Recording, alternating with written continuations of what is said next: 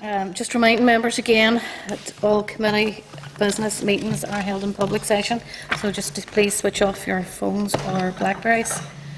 I have no apologies received. Any apologies from anybody? Okay. Under chairperson's business, can I just refer members to... That's all right. I just apologise for David. Must be half an hour late. Okay, thank you.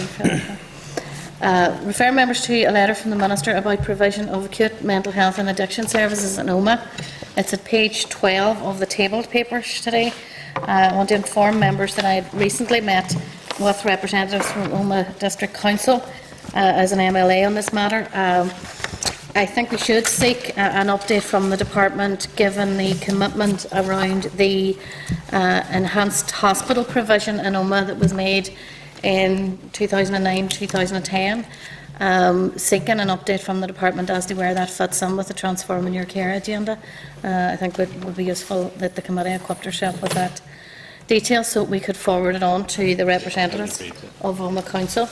Also, thank you members, also under Chair's business, I think it would be appropriate again, given today the summit that has taken place with the Royal College of Nursing and the department and the Minister, that the committee sought an update on that meeting and the outcomes from that meeting. Roy?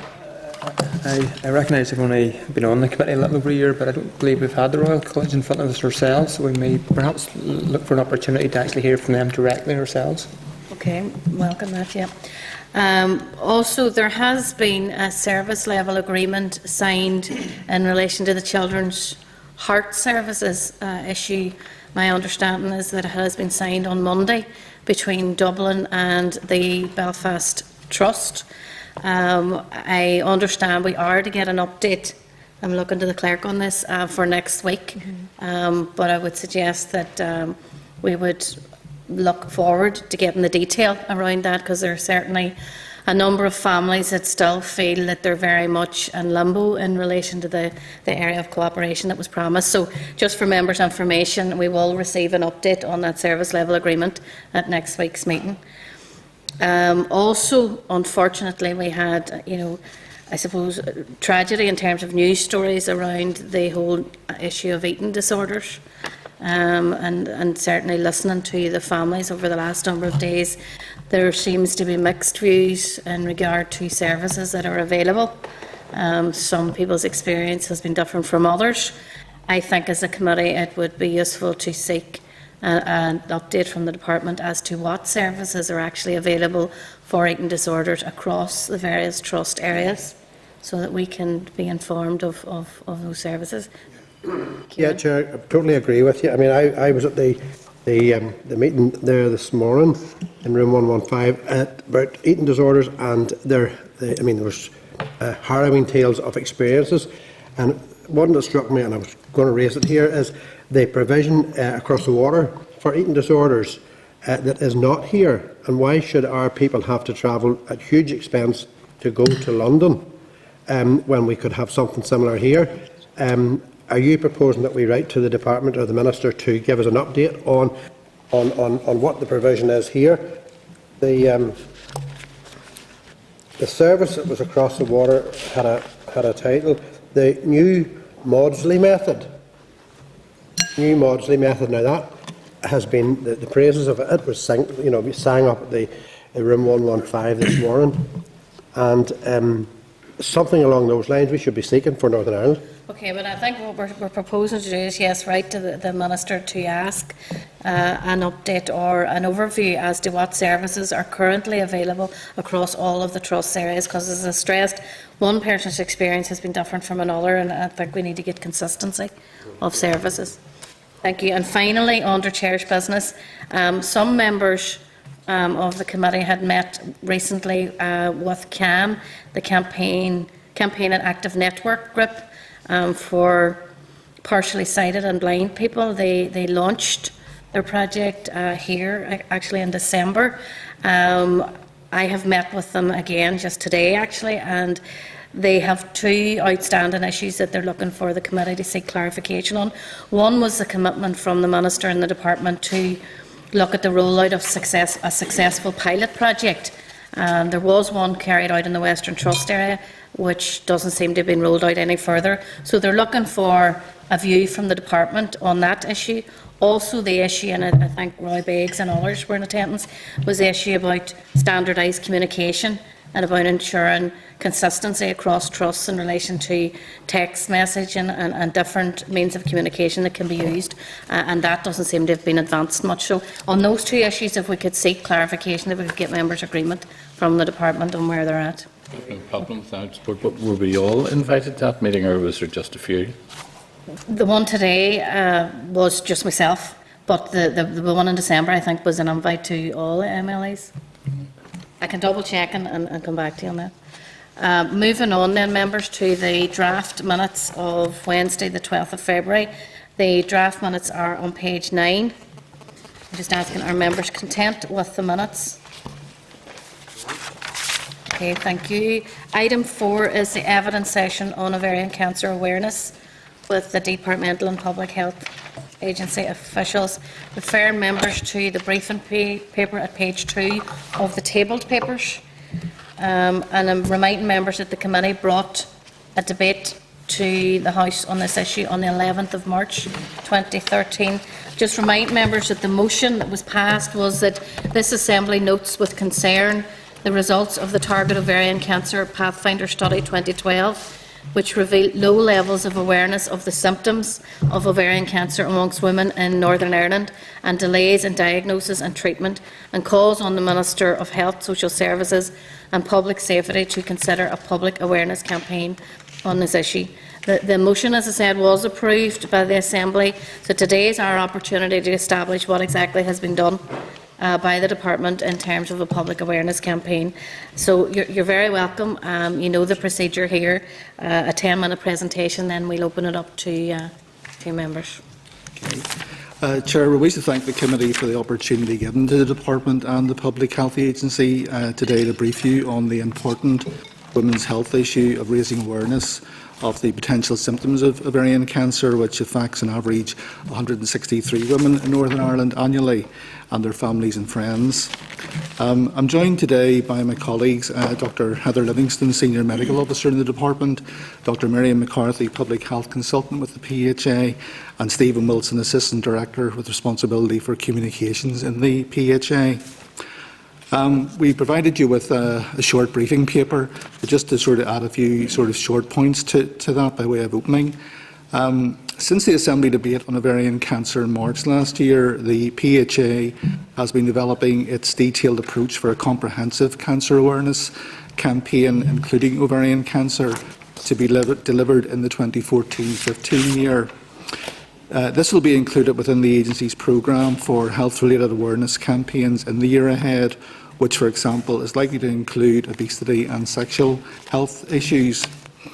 The agency believes that the most effective way forward is to raise awareness amongst the public about the need to seek early diagnosis and treatment for cancer on a general level, and then to focus on raising awareness about possible symptoms related to the most prevalent cancers.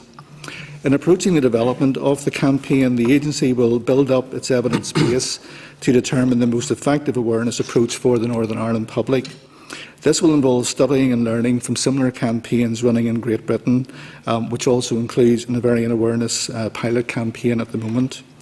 From this evidence base, a targeted awareness campaign for ovarian cancer will be developed, which is likely to be most effective from a tailored approach targeted at the women's population groups most affected by this type of cancer, and working with ovarian cancer charities to get the message of early diagnosis across in the most effective way possible. Since the debate last year, the agency has also been developing a patient pathway on ovarian cancer for GPs, and this will be a further important element in a targeted awareness approach for this disease. To conclude, Chair, I just want to reinforce that there is a firm commitment from the Minister, the Department and the agency to take forward this very, very necessary work. And the detailed work on this is ongoing and is in progress, and we hope you'll see the fruits of that in the year ahead with the delivery of an appropriate campaign. Again, thank you for inviting us, Chair, and we'll be happy to take questions from members. Okay, thank you for that, Jackie. Can I just confirm then that what you're talking about is the inclusion of ovarian cancer in a cancer awareness campaign? That's correct. So it's not a standalone? It's not a standalone campaign. It will be prioritised within an overall awareness campaign. I can ask why it wouldn't be a standalone? The evidence which the agency has sort of pulled together so far indicates that the best approach is to first of all raise general awareness amongst the public about cancer in general, and then, as it were, to target specific population groups who are affected by the most prevalent cancers, and in that way we believe we'll get the most effective use of resources. There's a limited amount of resources obviously for this. These campaigns can be very costly, and we want to make sure we get the most effective, beneficial approach to these targeted campaigns, which probably will involve working with the charities, working with the GPs, and making sure we get the appropriate literature and other messages out. But would you accept, Jackie, that given, I mean, first of all, it's my recollection that, well, the motion was passed in the Assembly for a standalone campaign, which was also endorsed by the Minister. So is this a change? The Minister, I believe, gave a general commitment to taking forward the work since the debate last year has really been focused on deciding how that can best be taken forward. But ultimately, this advice will be given to the Minister, and he'll have the ultimate sign-off on that. And at the moment, the advice which will be going forward to him is that we have a general campaign and then specific targeted messages within that.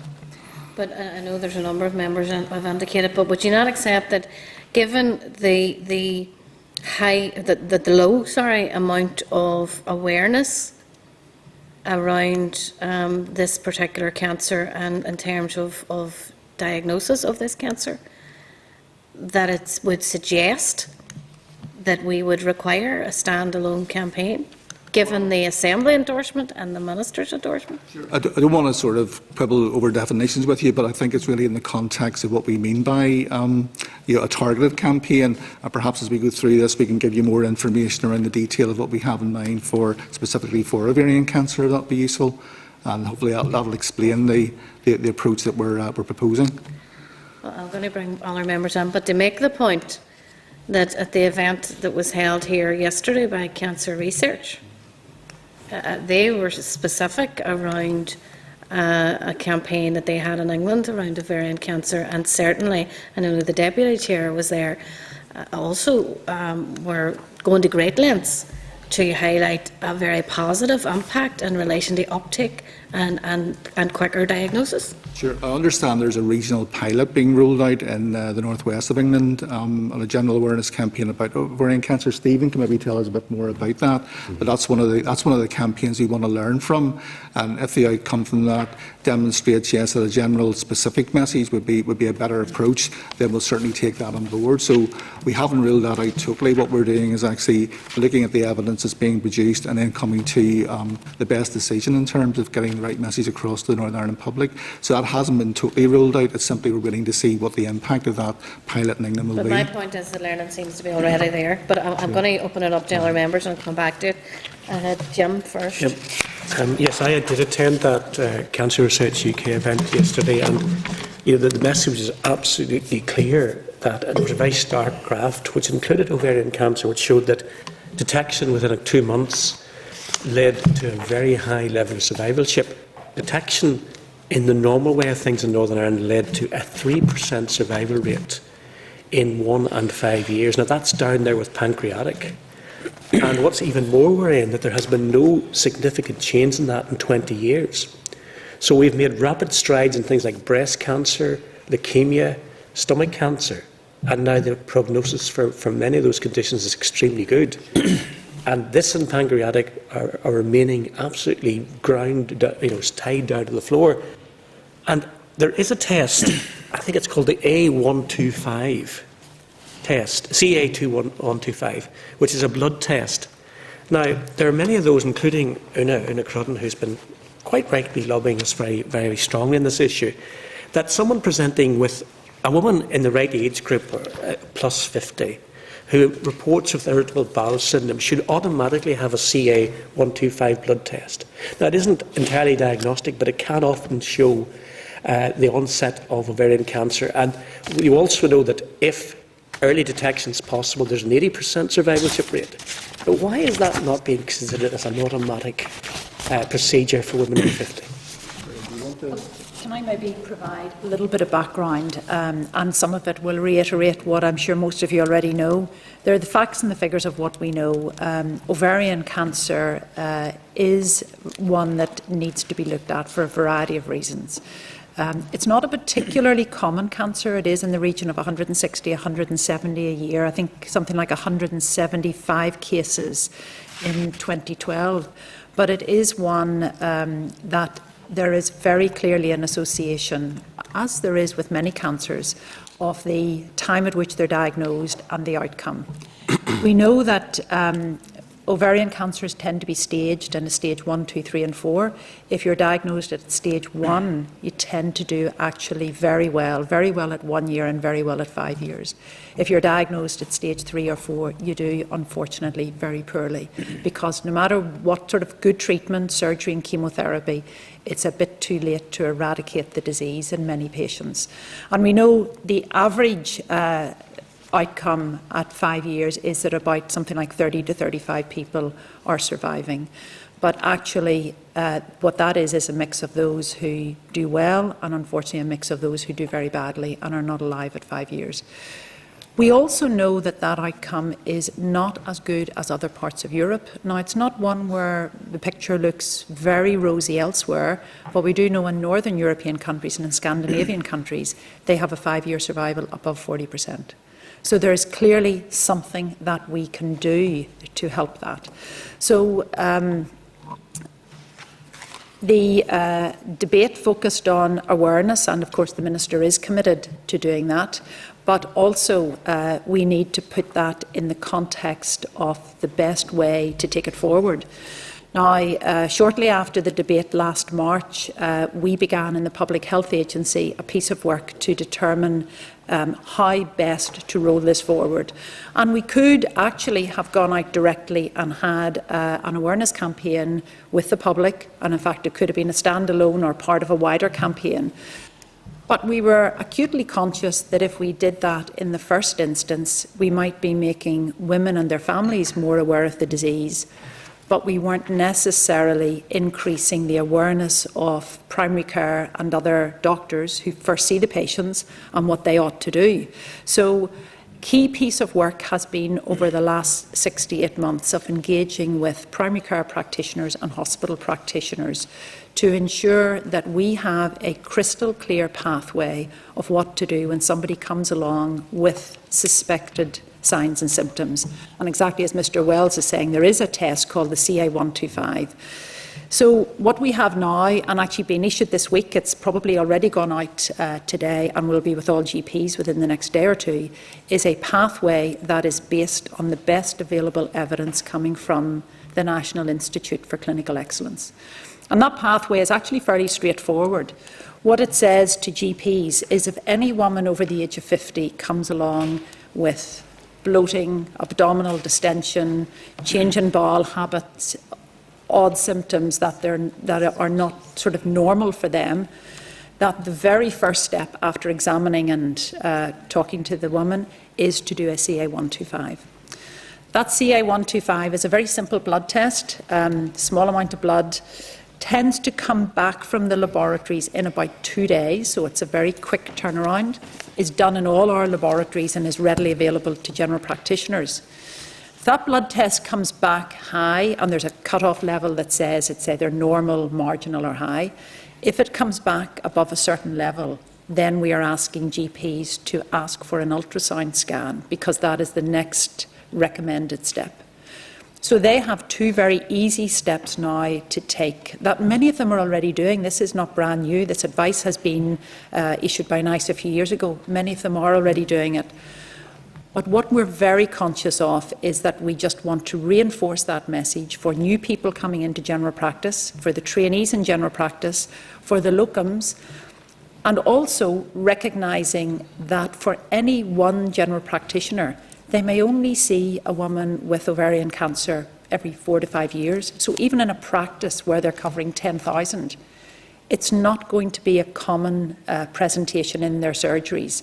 So what we want to do is increase their awareness and increase their index of suspicion, so that they think about ovarian cancer with women that come in with what sometimes are very vague symptoms, and it's really hard to put a finger on, and then they know the next steps to take.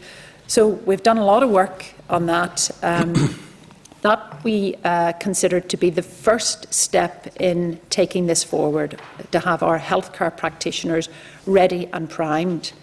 And then the next step in sequence is to ensure that the population likely to be affected are made aware of that as a disease that they should at least be thinking about, bearing in mind that if they present early, they will do much better. And we'll talk, I know we're here primarily to talk about that and how we do it, how we're planning to do it and what we're planning to do. And that would indicate to me, and following on from what the Chair said, that ovarian cancer is a particularly difficult and different form of cancer, that other things like lung cancer, a persistent 3-week cough is almost, certainly an indication that further investigation is required. I've met Una in our group, and they all reported with symptoms which could be of irritable bowel syndrome. The test wasn't carried out, and by the time the formal diagnosis of ovarian cancer was carried out, it was too late. And indeed, of the 4 women that she joined together to form her group, she is the only one living. So are we saying that from 1st of March, is this come in, that every woman aged 50 and over reporting with these type of symptoms will get a CA125? Is that we're saying that? That's what we are recommending to general practitioners. Now, there needs to be a bit of clinical judgment around that, obviously. General practitioners will examine the woman, and that's important.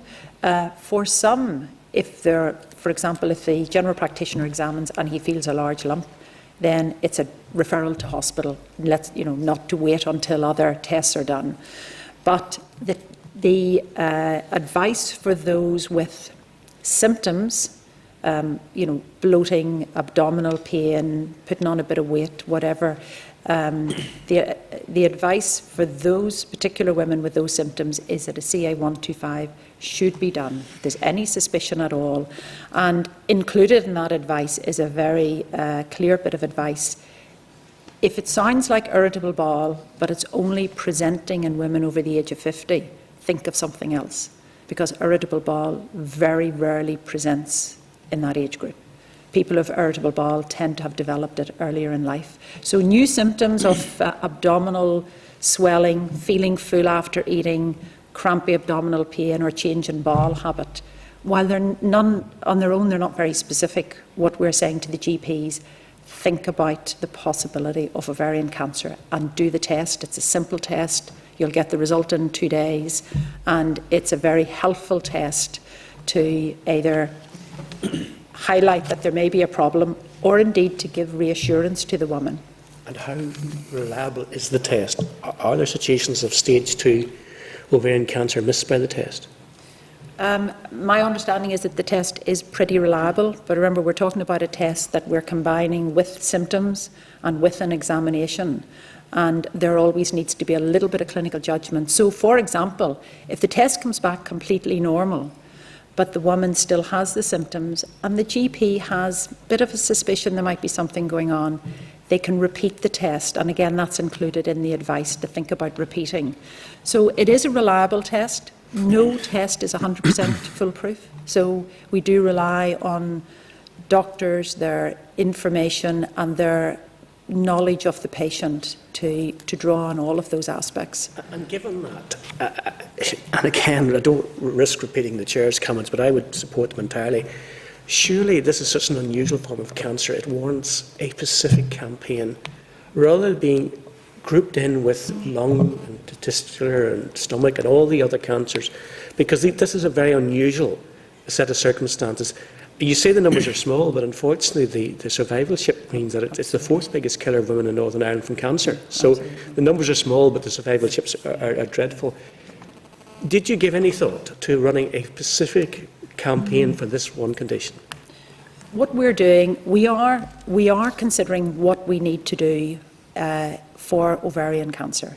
Now, The difficulty is the terminology of standalone suggests that it's isolated from other things. What we need to do is ensure that the messages go out in a way that is relevant to the population and not as an isolated strand. So what we are currently considering is what messages do we need to get out and how do we deliver those? And how do we do it in a way that engages the population that need to hear the messages and doesn't frighten them, because we know from other research that sometimes people are reluctant to go to their doctor because they're afraid of cancer. So we need to tailor that message in a very measured way that brings people to the healthcare professional.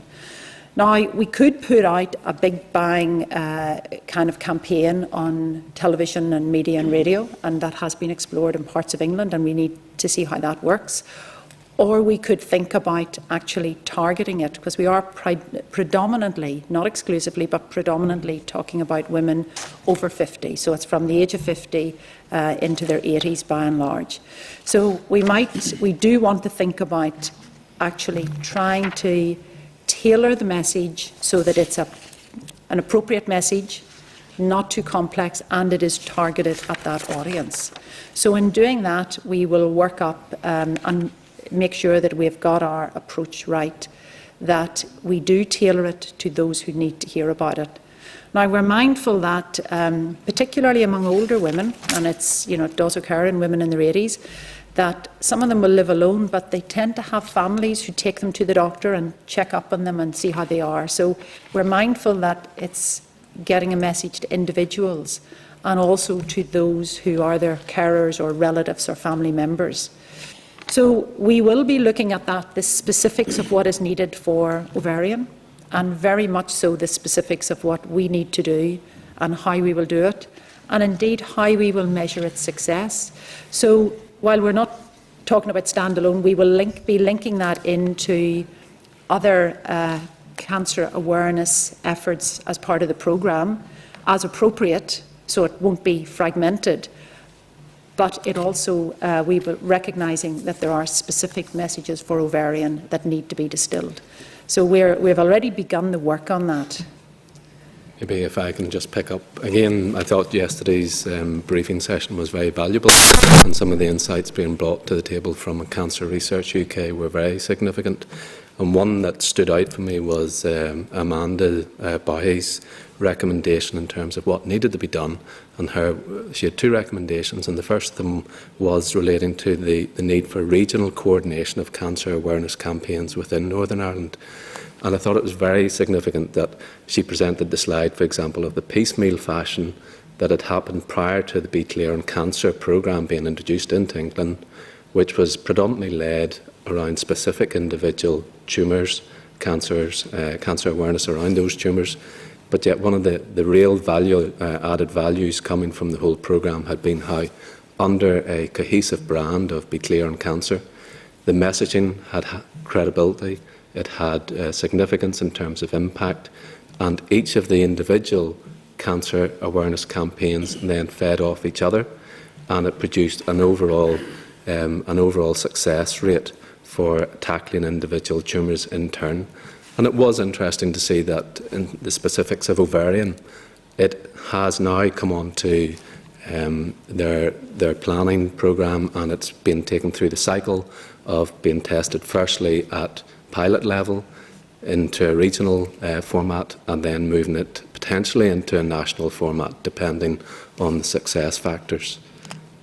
Karen McKevitt, Emily, asked a very useful question of the Health Minister in January about this test, and I was quite shocked to read that this was adopted by NICE in January 2009 as being an applicable test for ovarian cancer. And here we are over 4 years later, and we're only now introducing it. Now, I have to ask the obvious question: have women needlessly died as a result of the fact that it's taken us 4 years to reach this situation? What I would say to that is the test has been around, and the test is done in Northern Ireland many thousands of times in a year. So the test is being used. What we're doing in terms of the pathway going out at the moment is reminding and reinforcing a message with GPs to do the test if they see a woman who has a set of circumstances and a set of signs and symptoms that are suggestive. The test is there and used quite significantly among our primary care practitioners and among hospital doctors. So the test is not new, and actually our GPs will be familiar with it. The message to do it when a woman presents with certain signs and symptoms is something for reinforcing. There's also some hint of genetic factors, what's called the BRCA cancer gene. Also, there's issues like multiple ovulations, late menopause, not breastfeeding, etc. Surely there should be a target of giving the test to women in that group, particularly those where there's a history of the condition in the family. Should there not be an automatic call-in of all women over 50 who have got a genetic predisposition to this condition? I think that's a really important and indeed quite topical question. There's a piece of research that's been going on now for a number of years, and it is based around exactly that. Is there benefit in screening women of a certain age for ovarian cancer? And actually Belfast is part of that. And I think it's, I don't know, it might be 6, 7, 8 years ago it was started. It's been running for quite some years. Obviously these kind of population-based research projects take some time before we see results. But there is research in that field that will hopefully in the next year or two have answers as to whether or not there is any benefit in screening all women with the test. At this point in time, we just don't know that. If the results of that research trial are positive, then we would expect the National Screening Committee in the UK to look at that. But in the meantime, the best thing is not to be screening all women because the evidence is not clear, but to do the test on those where it is appropriate in light of what they are complaining of at that particular time. Thank you. Ms Johnson, thank you for your presentation, but quite honest with you, I was disappointed and I'm not excited about it. I lost my mother and 2 sisters to cancer, and what you're producing today is not one step further. It should be out there in the public domain and working with the people. I'm just really disappointed, very disappointed in your presentation. I apologise for that, Mr Gardner. Do you want to sort of maybe develop sort of where you think where our feelings are, and hopefully we can respond to... Well, what are you actually doing? It's a hands-on. This is a paper before us, but I want to see action for the good of the people of this community and throughout the world if that's necessary, for everybody carries cancer somewhere. Okay. Stephen, you want to say something about the campaign we have in mind then? Well, maybe I could just say something by way of context that obviously as a public health agency we're required to look at public information across a range of issues. So for example, this campaign is sitting within a programme to date within 13-14 where we have already completed and run campaigns around obesity, How long mental has it been health. sitting in that Well, pigeonhole, as the saying goes? From early 2013, it's been at the planning stage in terms of looking at that.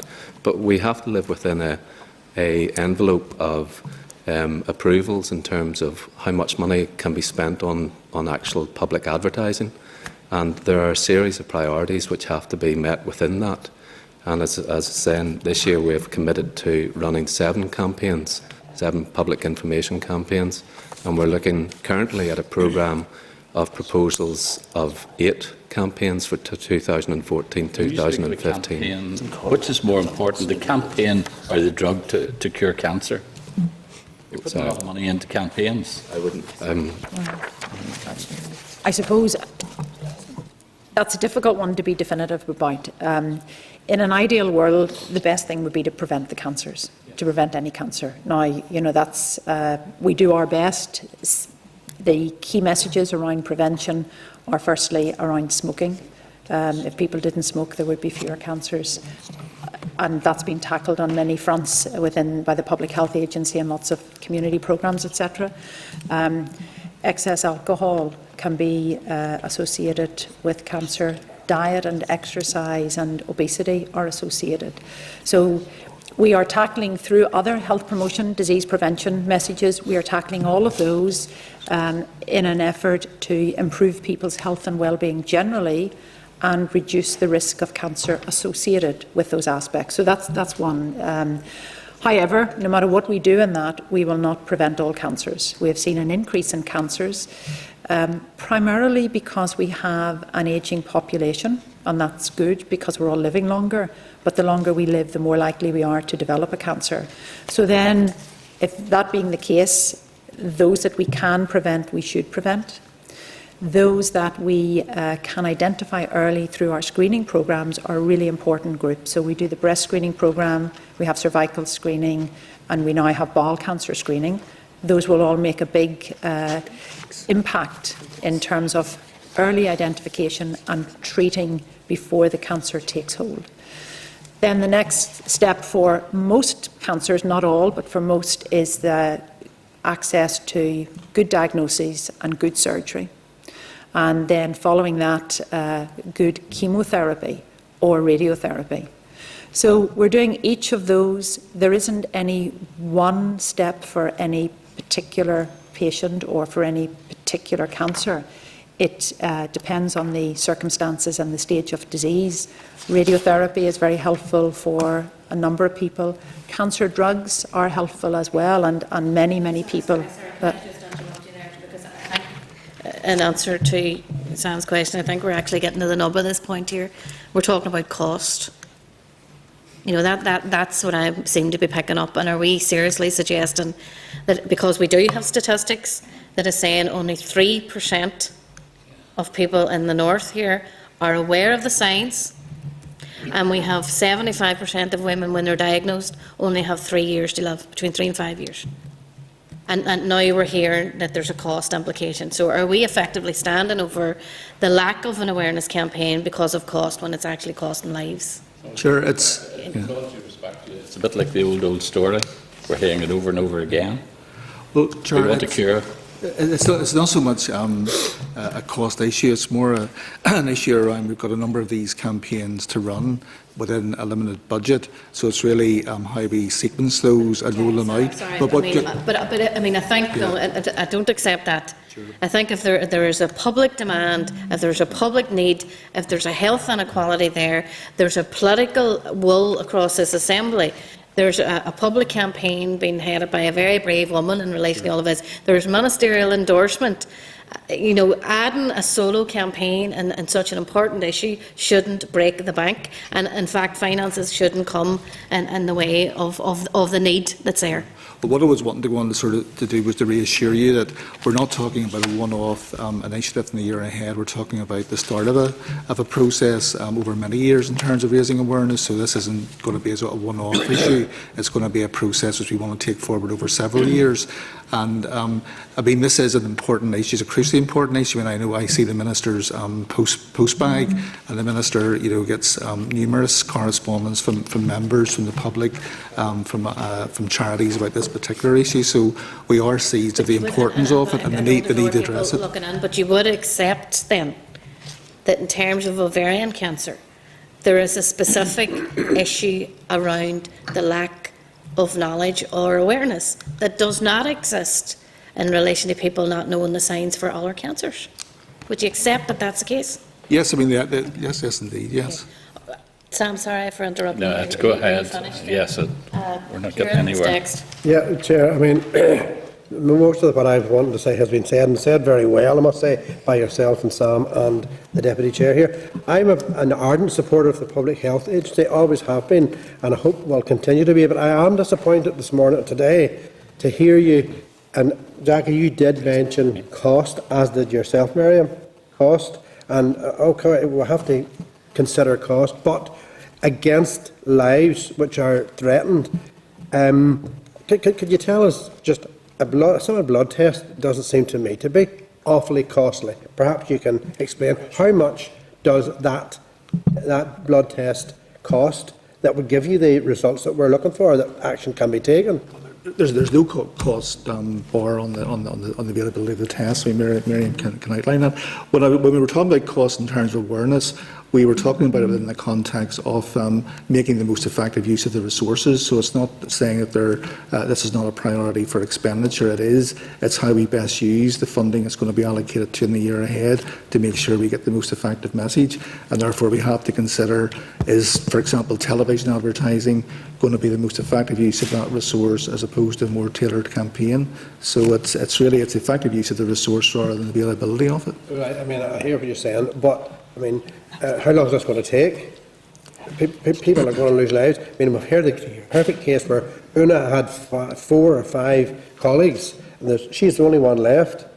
That can't be right. And you're still wasting, well, you're using time for to come to a decision. That's what, is disappointing as far as I'm concerned, as far as patients would be concerned. I apologise for that, yeah. Can I, Madam Chair, if I can just add, I mean, I think certainly within the Public Health Agency and the board, there is no doubt that something needs to be done. That's not refuted at all, and we understood that after the debate, and indeed probably before the debate in March. So absolutely committed to making a difference. But we did plan specifically that the first thing we would do is make sure that primary care practitioners are absolutely familiar with what to do and how to do it when somebody presents in their surgery, because we saw that doing it in any other order was actually doing a disservice to people potentially affected. And that was a key first step. So we've been engaging with general practitioners and indeed with our gynaecologists and gynae-oncologists in the Trust. And that's the first step. That actually then leaves the greater opportunity to target the information at the women who are affected and who are likely to be affected, and that is absolutely key, and that's the next step. Now, what we need to do is work out how we do that, what message we put out there, and how we put it out so that it is taken seriously and women know what to act on.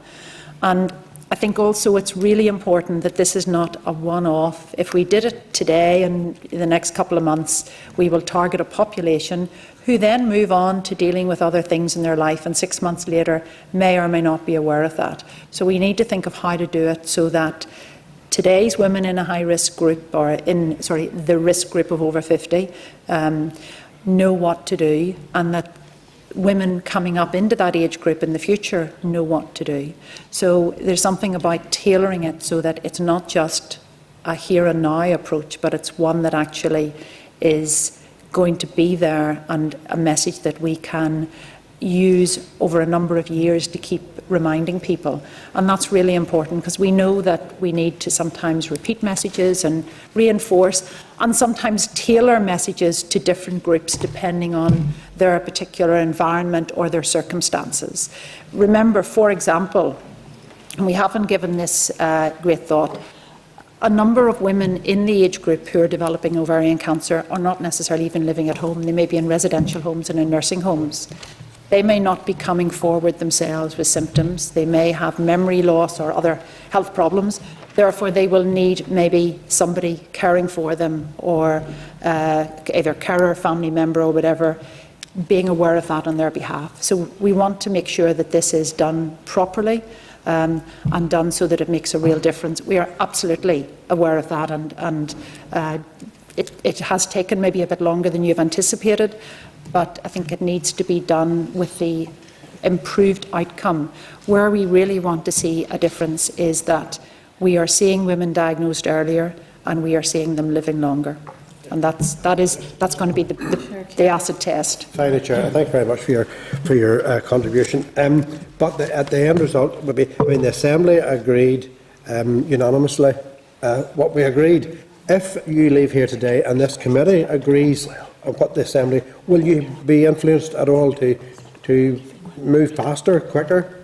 Yeah, we'll take fully on board today what the committee is saying to us, and certainly in terms of the central sort of issue around this is what the campaign should be. Are we talking about the need for a general high-profile advertising campaign, or what we're indicating at the moment, a more tailored campaign?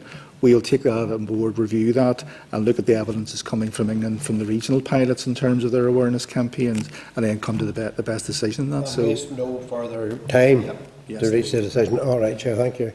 Roy had indicated. Yeah, thank you for your presentation. The figures around ovarian cancer are truly shocking. With a third of women actually diagnosed at A&E when secondary symptoms show, and indeed I understand 75% of diagnoses occur when the cancer has already spread, and therefore it's more difficult to treat and prognosis is not good. And then there's the issue of a third of women being initially misdiagnosed with irritable bowel syndrome. So my question that I'm coming to is in 2013, we were advised by Una Crudden and Target Ovarian Cancer that at that stage only 58% of GPs in Northern Ireland were aware of the NICE guidance, which had been introduced in 2011. And you've come here today to tell us that you've sent a letter today to GPs. Can you explain what you did in between? Why did it take almost a year to contact GPs? Well, firstly, it's not just a letter. There is a pathway developed that indicates very clearly the particular steps that need to be taken and what the expectation is from general practitioners and how they access the tests and how quickly they'll come back. That, while it sounds very straightforward, we needed to have quite a bit of engagement with both general practitioners and with the hospital and the radiology side so that we knew exactly the logistical issues that were potentially being met. And I mean, in the process of doing that, obviously, that engagement will in itself have raised the awareness of the issue, the tests, what labs they're done in, etc. So there's actually been what's not maybe visible increase in awareness, but that has been happening anyway. The GPs have access to the NICE guidance, and if they go on the NICE website, it's actually very easy to use and it's very interactive. The steps that we're taking, which are entirely consistent with the NICE advice, will make sure that that 58% aware of it will actually increase to something hopefully approaching 100%. And conscious, as I think I mentioned earlier, we have locums coming in and out of general practice and we have trainee doctors, so we want to make sure that those that are new to general practice are familiar with that. So that's taken, engagement takes a bit of time, but it's important that the right people are involved and engaged when we put something like that out, because it makes a big difference to the acceptance and the utilisation. I appreciate it's important that good guidance goes out and there's good process, but 120 people will have died in that year. In what way had you contacted the 42% of GPs that, according to the survey, were unaware of this NICE guidance prior to today? We haven't contacted individual GPs, and we don't obviously know who those 58 or 42% are, but contacting all GPs is the way of getting the message across and reinforcing it with them. I certainly would have wished it would happen before today, and it's perhaps good that we actually brought you today, or it may not have even have happened today, so I'm pleased that we invited you along today. My final question then is the information given us to a year ago was that at that stage 42% of GPs had direct access to the specialist ultrasound to assist them in early detection. What percentage of GPs currently have access to this specialist ultrasound? In our discussions with the Trust, the GPs can refer for an ultrasound directly to the local Trust radiology department. Now, there are two different varieties of ultrasound.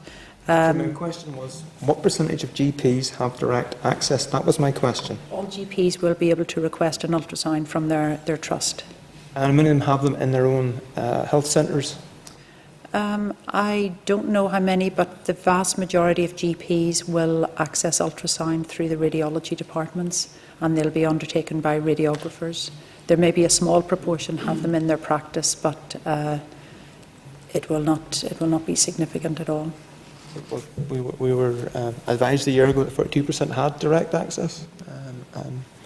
Are you satisfied that there is appropriate access, and bearing in mind the issue of delay in this particular council, delay in women coming forward to recognise the symptoms to go to their GP, and then I'm told that a quarter of women waited more than 3 months or more before visiting their GP, and a third of women wait a further 6 months or more having visited their GP before they get correctly diagnosed. Is there sufficient access to enable speedy detection of this particular cancer, which is obviously very aggressive and difficult to treat, and very difficult to treat in the latter stages? There absolutely should be. The 6 months that you've quoted, that some women wait between presentation and referral or diagnosis, is a key one.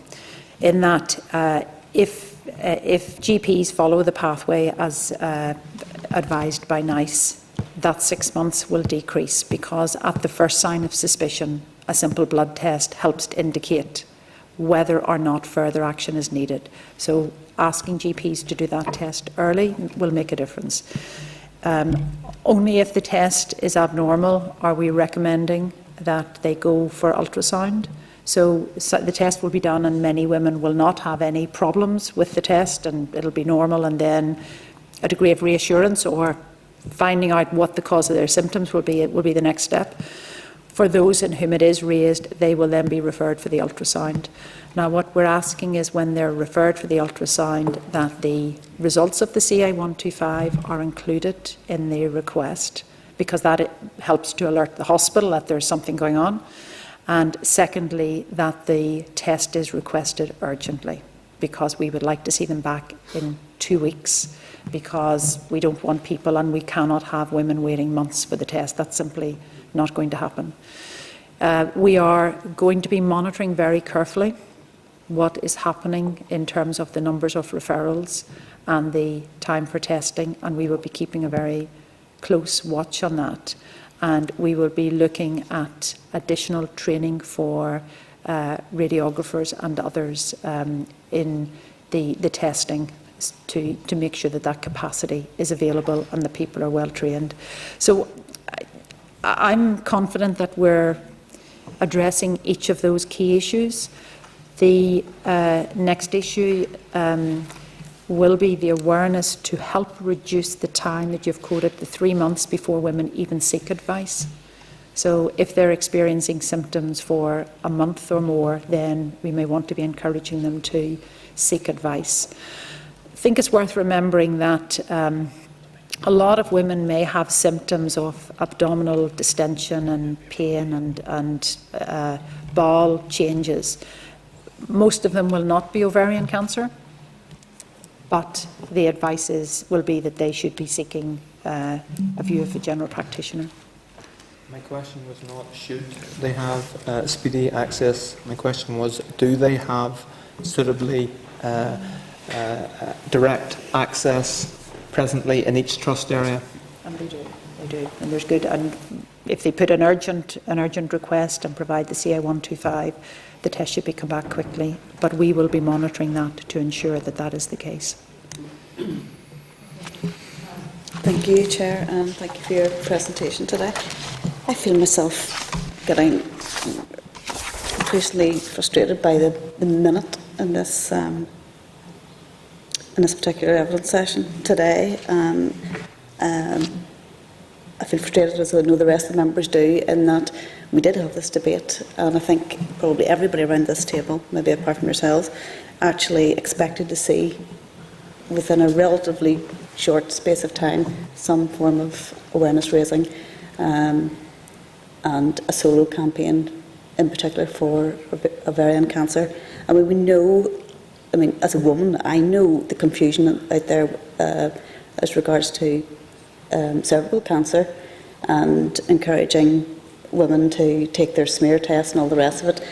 And there just isn't that awareness out there that should be there for ovarian cancer. And I'm very disappointed. I have to concur with some of my colleagues today and say I'm very, very disappointed that this hasn't come about to date.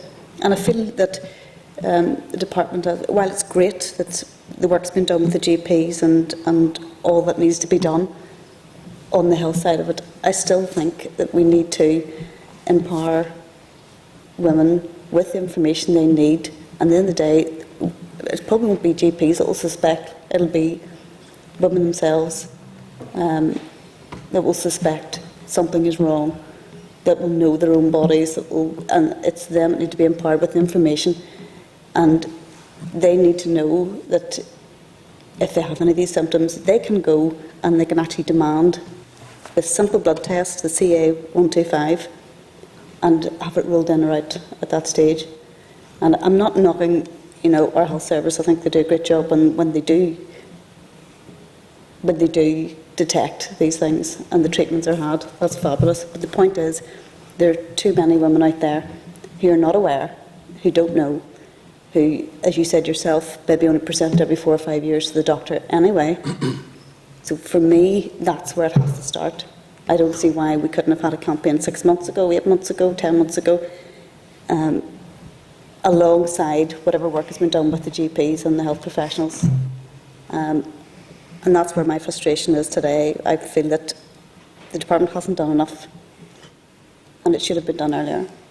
And there's nothing I've heard that has told me that actually there was any reason why it shouldn't have been done before now. Okay, I take that fully on board, in terms of your disappointment that it hasn't moved forward quickly. Can we be assured that there is a solo campaign on the offing, that every avenue will be looked down to ensure this does actually happen? The detailed work is underway, and you've got our firm assurance that is now happening. That we will have firm plans in a short time ahead.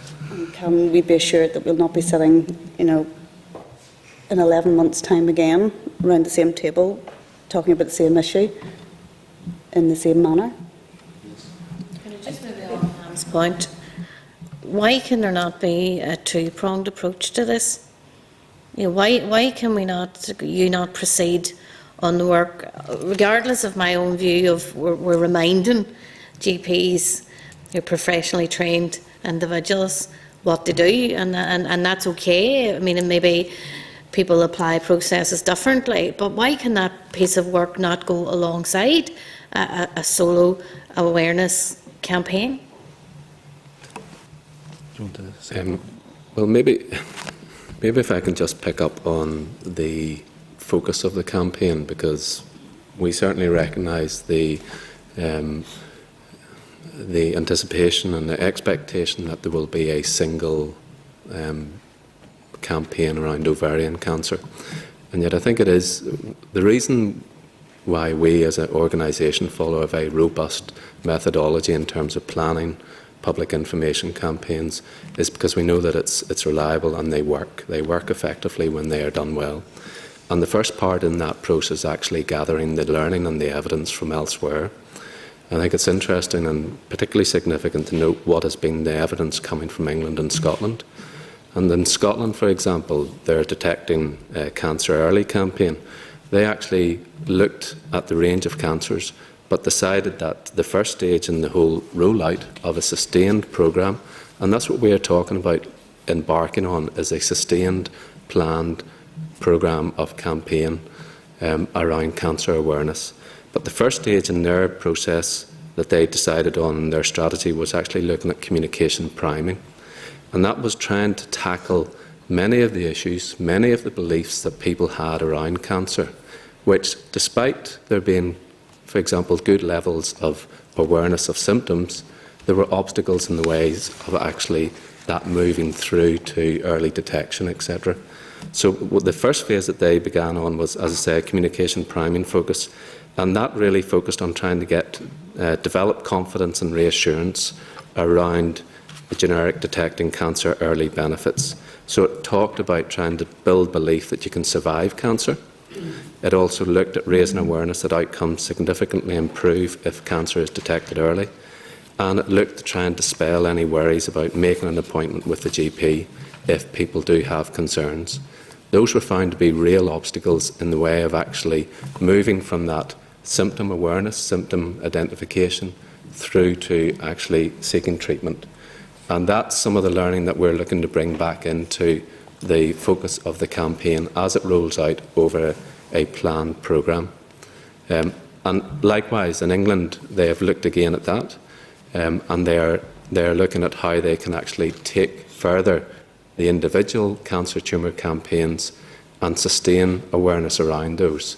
Because as Miriam says, this is very much not just a single initiative, a single focus. This has to be done within a programme of planned intervention over a sustained period of time. And that's what we as an agency are looking to do over the next number of years. I can understand the frustrations, in particular around the ovarian cancer issue, but I think the learning that we have gathered and are taken into the process now is very much about trying to pull together the different strands into a cohesive cancer awareness approach, which will have many dividends in the long term.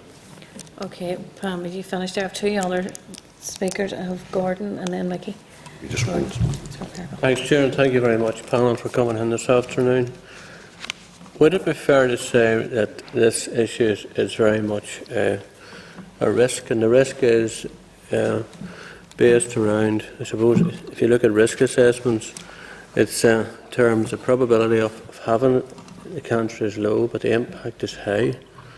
So, bearing that in mind, could you tell us what are the real disadvantages of setting up a programme to review all women over 50s? Over 50. What are the big disadvantages in doing that? Why we're not going down that road? In terms of looking at everyone, there are very strict criteria, and Heather's probably closer to the detail on them, but there are strict criteria about what works for a screening programme. So if you're going to screen a population, you need to know that the screening test is a fairly straightforward test and is reliable, and that people then have access to a treatment that is definitive. And we do that, for example, with breast screening. We know the breast screening picks up disease at a very early stage that is amenable to treatment and cure. So those criteria all need to be met. The jury is still out on whether screening women in any age group for ovarian is an appropriate thing to do, and whether it would meet those criteria. The research trial that has been underway will help inform that debate, but we don't know the outcome of that yet. And I think it's due in the next year or two, but it's when that information becomes available, at least it will help inform that position. It may show that it's a useful test to screen everybody. It may show that it makes no difference. I don't know. I'm not familiar. I haven't seen any information coming out of it. In that scenario, if there is a suggestion from that research that it may be a useful thing to do, and we don't know that position yet at all, my expectation is that national groups like the National Screening Committee would look at it. But we only embark on screening an entire population where we know that the benefit of doing so is much greater than the risk and the inconvenience and the anxiety. It is much too early to say whether that's the case for ovarian. So we just need to watch that. There are always developments, there's always good research, and that we will need to watch over the next couple of years. But you're absolutely right in emphasising that the numbers are small, but the impact is high. That is key to this. And we're also aware that we can talk about numbers, and they aren't numbers like so many things. For every woman affected, whether she does well or not, her family are anxious and her friends are anxious, and she's got surgical treatment and or chemotherapy to go through, and none of that is a good experience and is very anxiety provoking and can be incredibly stressful for an entire family, and children and grandchildren and all the rest affected. So we're conscious that a small number but a big impact, as you very eloquently said. Is there a possibility that on the treatment side, and I think we all recognise there's a lot of good work has been done in treatment of cancer in Northern Ireland, and certainly out in our constituencies we're very much aware of that, and generally there's, we get positive feedback, and there has been some recent issues about people being called for tests and so on. Maybe not as promptly as they would like. But outside of that, generally, I think the treatment is good. But in relation to ovarian cancer, is it a possibility that it'll be seen as a lower priority, and may somewhat be lost in the round of treatment on the treatment side, and will the resources be there to address the issue? I would say that it's absolutely not a lower priority. We actually have very good treatment services. Because the numbers are small, the majority of people are looked after by a regionally based team in the Belfast City Hospital and the Cancer Centre. So we have gynecologists whose expertise is in managing cancer and who do the surgery for ovarian cancer, and they're very expert and very experienced. And then obviously they refer women on as necessary for oncology and chemotherapy treatment, and people have access to good and specialist drugs and the right chemotherapy. So the treatment, I think, is very good and is managed by a very, very good team. So in that respect, it has every priority that it needs. Okay. Just finally, Chair, the issue with the GPs, I spent about an hour and a half with our local GP in Bangor. They're a very useful meeting. I came away convinced that they do have a heavy workload. I went in thinking they didn't, to be honest, and that they need to do a lot more under transforming your care, and that's the drive. But I do feel that they will need, probably even to take on this task, additional resources, certainly, as you've said, training, awareness training, and so on. Is there a risk that, people will go to their GPs wanting this test, haven't seen the publicity? There's a lot of publicity out there now in the media, and I think it's good. But, they're going to join the queue and get frustrated and complain to their local MLAs and so on and so forth. But, is there that possibility that it's going to add to the problem? Something that needs to be addressed, and we're all assured that it has been addressed under transforming your care. Maybe we'll find out later on today when it's on the agenda. But, that to me is still a concern. Hopefully we won't be adding workload. You're absolutely right. General practice is a very busy place and is the first port of call for most patients when they're not well. There may well be some women who will go along to their GP and ask for the test because of anxiety. The advice that we're giving to GPs is do the test if there are symptoms or if there are signs, and after examining a woman. But it's for the GP to have that conversation with any woman around her risk and her anxiety and her family history, etc., and to make that determination of when the test is appropriate. But my sense is in the age group of women over 50, and remember we're going up into people in their mid-80s, they tend to be visiting their GP from time to time to get medication or to get their blood pressure checked or whatever. So hopefully it won't be additional work for the GPs. And you have to remember that the women who have the signs and symptoms do end up being diagnosed, but what we know is they're being diagnosed too late.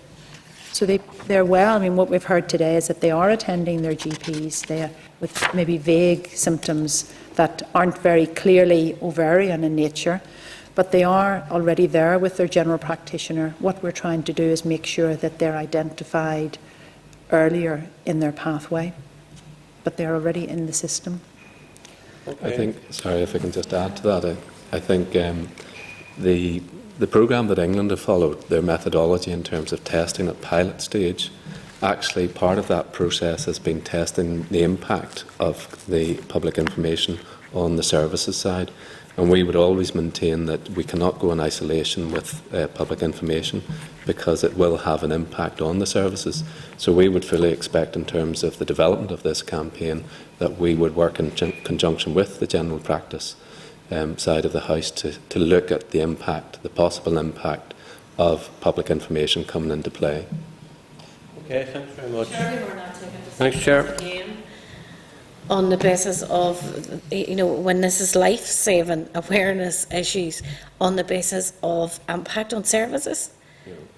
Surely, but that's what you're after saying. No, I'm saying that so that they can anticipate and we can manage appropriately the likely impact But we shouldn't be arises. taking decisions when we've identified the learning that you keep referring to. Again, the 3% of women in the north who are actually aware of the signs. That's all the learning that we should need. So we shouldn't be taking decisions as to run an awareness campaign because it might have an impact on services. I think, Chair, what we're saying is it's actually planning the opposite, so that we actually are geared up in the service delivery to have appropriate resources in place to respond to demand which may arise from the campaign. So it's not about trying to, as it were, deter people. It's actually about increasing resources to make sure that we can respond to that properly. Have two more speakers, Mickey and Yeah, Trevor. thanks, Chair. I suppose I would say initially I too share the disappointment that has been expressed by our committee members. And we've all met Una Crudden. We're all very impressed and heartened by her commitment to this cause. It just seems to me sometimes that the experts may think they know better. That's just a personal view. The other point that I would make is there are two issues I think involved, or two sides of this, because it's very encouraging to hear the GPs and the primary care teams and all of that are being made aware, and the blood tests and all. But if the patient doesn't present, it doesn't matter how well prepared the doctor is. It's a simple fact of life. And unless there's, in my view, a standalone public awareness campaign and targeting, you talked about the women over 50 who seem to be the majority, and presumably there are women on that. It just seems to me if the patient isn't aware that these symptoms may, because it is, and it has been described as a silent killer, and a lot of women present too late when it's reached the point where they may think, and doctors may think of something else. It just seems to me that if the patient isn't aware, or the person isn't aware, then it doesn't matter how well prepared the system is. You need to have that interconnection. And unless that happens with a public awareness campaign, which is very much targeted specifically at ovarian cancer, then I don't think, because you can put out a general campaign about cancer awareness and all that, but people tend to get confused because there are particular cancers that affect men, there's particular cancers that affect women, and it's really trying to target those groups, and I think that's what's important about this. And it is disappointing at that, because there have been decisions made in the Assembly, and sometimes I wonder, are people really listening? You know, what is the point in us sitting here sometimes if it's the Assembly makes a decision and then it's ignored? And I do go back to that point that sometimes the experts, in inverted commas, do think they know better. I just wanted to make that point. Thanks. And can I too share some of the frustration that's been expressed around the table? A lot of that frustration, it seems to be, is about acting or not acting. And is there anything that you as a department or health agency are doing to interrogate your own processes in terms of how to act quickly when something's brought to your attention? Do you do that? Do you say, right, this is an issue, let's move? And have you got systems and process available, rather than taking this big broad sweep and unable to turn the tanker? Have you got small boats, if you like? Yeah, we do have. I mean, within the HSE system, we've got an escalation process in place. So, in terms of issues, those can be escalated to the highest levels very quickly. In terms of responding quickly, if there's the need for that. Yeah. And have you done it and exercised that in this case? Well, in relation to this particular awareness campaign, we've been working with the agency in terms of their overall profile of campaigns for the last year and the year ahead, and I think practically, you know, a good number of those are all sort of priority and urgent. So it's actually working with the agency to try and sort of work out how we roll that forward. I mean, an example of that, for example, would have been the organ donation campaign, which the Minister announced his initiative last year in that. So we had to work with the agency in taking that forward. So we're in constant dialogue, Mr McKinney, in terms of the agency. But in this case, have you exercised that escalation process, given the debates, given the mortality rates, and they are big, they are very significant? Have you exercised your own processes around fast-tracking this? Well, the escalation is within the context of it's a very live issue, so therefore it's constantly under consideration and discussion. You know, it's not, as it were, been siphoned off. I'm really, Jackie, not hearing a yes or a no here. Well, yes, in the context it is. It's a priority issue for us. So we are attaching a priority to that alongside all of the other campaigns that we're working with the agency on at the moment. Maybe I could just ask it, this is the final point. Have you done enough fast enough? I don't think we can ever do enough or fast enough. I mean, it's a case of actually taking the whole range of priorities and trying to move those forward as quickly as best we can in a way which actually uses our resources appropriately. So I think that. Yes, having listened to the debate today and questions today, yes, we can go back and review it and see whether more could have been done quicker, and we'll certainly do that. But I think we're in a position now where we've actually got a firm way forward, which you will see coming to fruition the year ahead. So, turning to Ms Cameron's point, we'll not be sitting here in 11 months' time having the same conversation. I don't want to put words in your mouth, but I'm hearing an admission from you that you haven't done enough. Fast enough. I'm not talking about a specific issue. I'm talking about the generality of working in the health service. There's always more that we can do and we strive to do. And in this particular campaign, we have been very active in trying to move it forward as quickly as we can. Can I maybe add to that? I mean, I think it's always a dilemma knowing how quickly to react to things and where the priorities are. And it is fair to say, I think, that the campaigns, the public awareness campaigns that are done each year by the Public Health Agency have to be limited to a discrete number, because there's only so many messages, firstly, that we can get out to the public without them feeling like we're constantly bombarding, and also the campaigns are very time consuming and need to be done properly. So there were other priorities, and Stephen's much more familiar with the list, but there were other priorities for campaigns that were already in the system. So being able to prioritise immediately a public awareness ovarian campaign would have meant that something else wasn't done. In that regard, though, we can still be fairly nimble on our feet, and we need to be nimble on our feet, doing things as quickly as they need to be done. We are committed to a cancer awareness campaign, cancer awareness programme in 14-15. We have already, over the last number of months, started to plan for that. We were anticipating that the ovarian is going to be part of that. When we say campaigns, I think we need to understand the terminology. Not every campaign is a media campaign. Not every campaign needs to have television, radio or other public outlets. It might be a programme where it is targeted at a population, where that population is, because that can sometimes be more fruitful and better for that particular target population. And we need to think about that for ovarian. In particular, we may want to think about targeting where women are over the age of 50 rather than targeting 1.8 million. But we have yet to make that decision as to the best way, and we need to rely on the evidence. But you're right, we need to be as prompt and nimble in doing that. And I suppose what is not always visible in any of these is that doing one thing affects so many other parts of the system. So we do need to take account. The programme on increasing awareness on ovarian cancer will be taken forward. We need to make sure that GPs are not snowed under as a consequence of that. That doesn't mean to say that an impact on GPs would prevent it happening, but we just need to be aware that there are consequences in the system, consequences of the number of referrals, consequences perhaps in the number of lab tests. So we need to monitor that and be aware that if we do one thing, it can influence other steps in the system. We do a disservice to everybody in the system, and indeed to patients, if we don't take account of that at the outset. So that appears sometimes to slow things down a little bit, but it's our responsibility to plan things thoroughly so that the end product is the best possible product, and invariably that takes a little bit of time. Excuse me for being facetious, but some might say we ran out the door on the organ donation awareness campaign. I think any decisions around public awareness have to be based on need.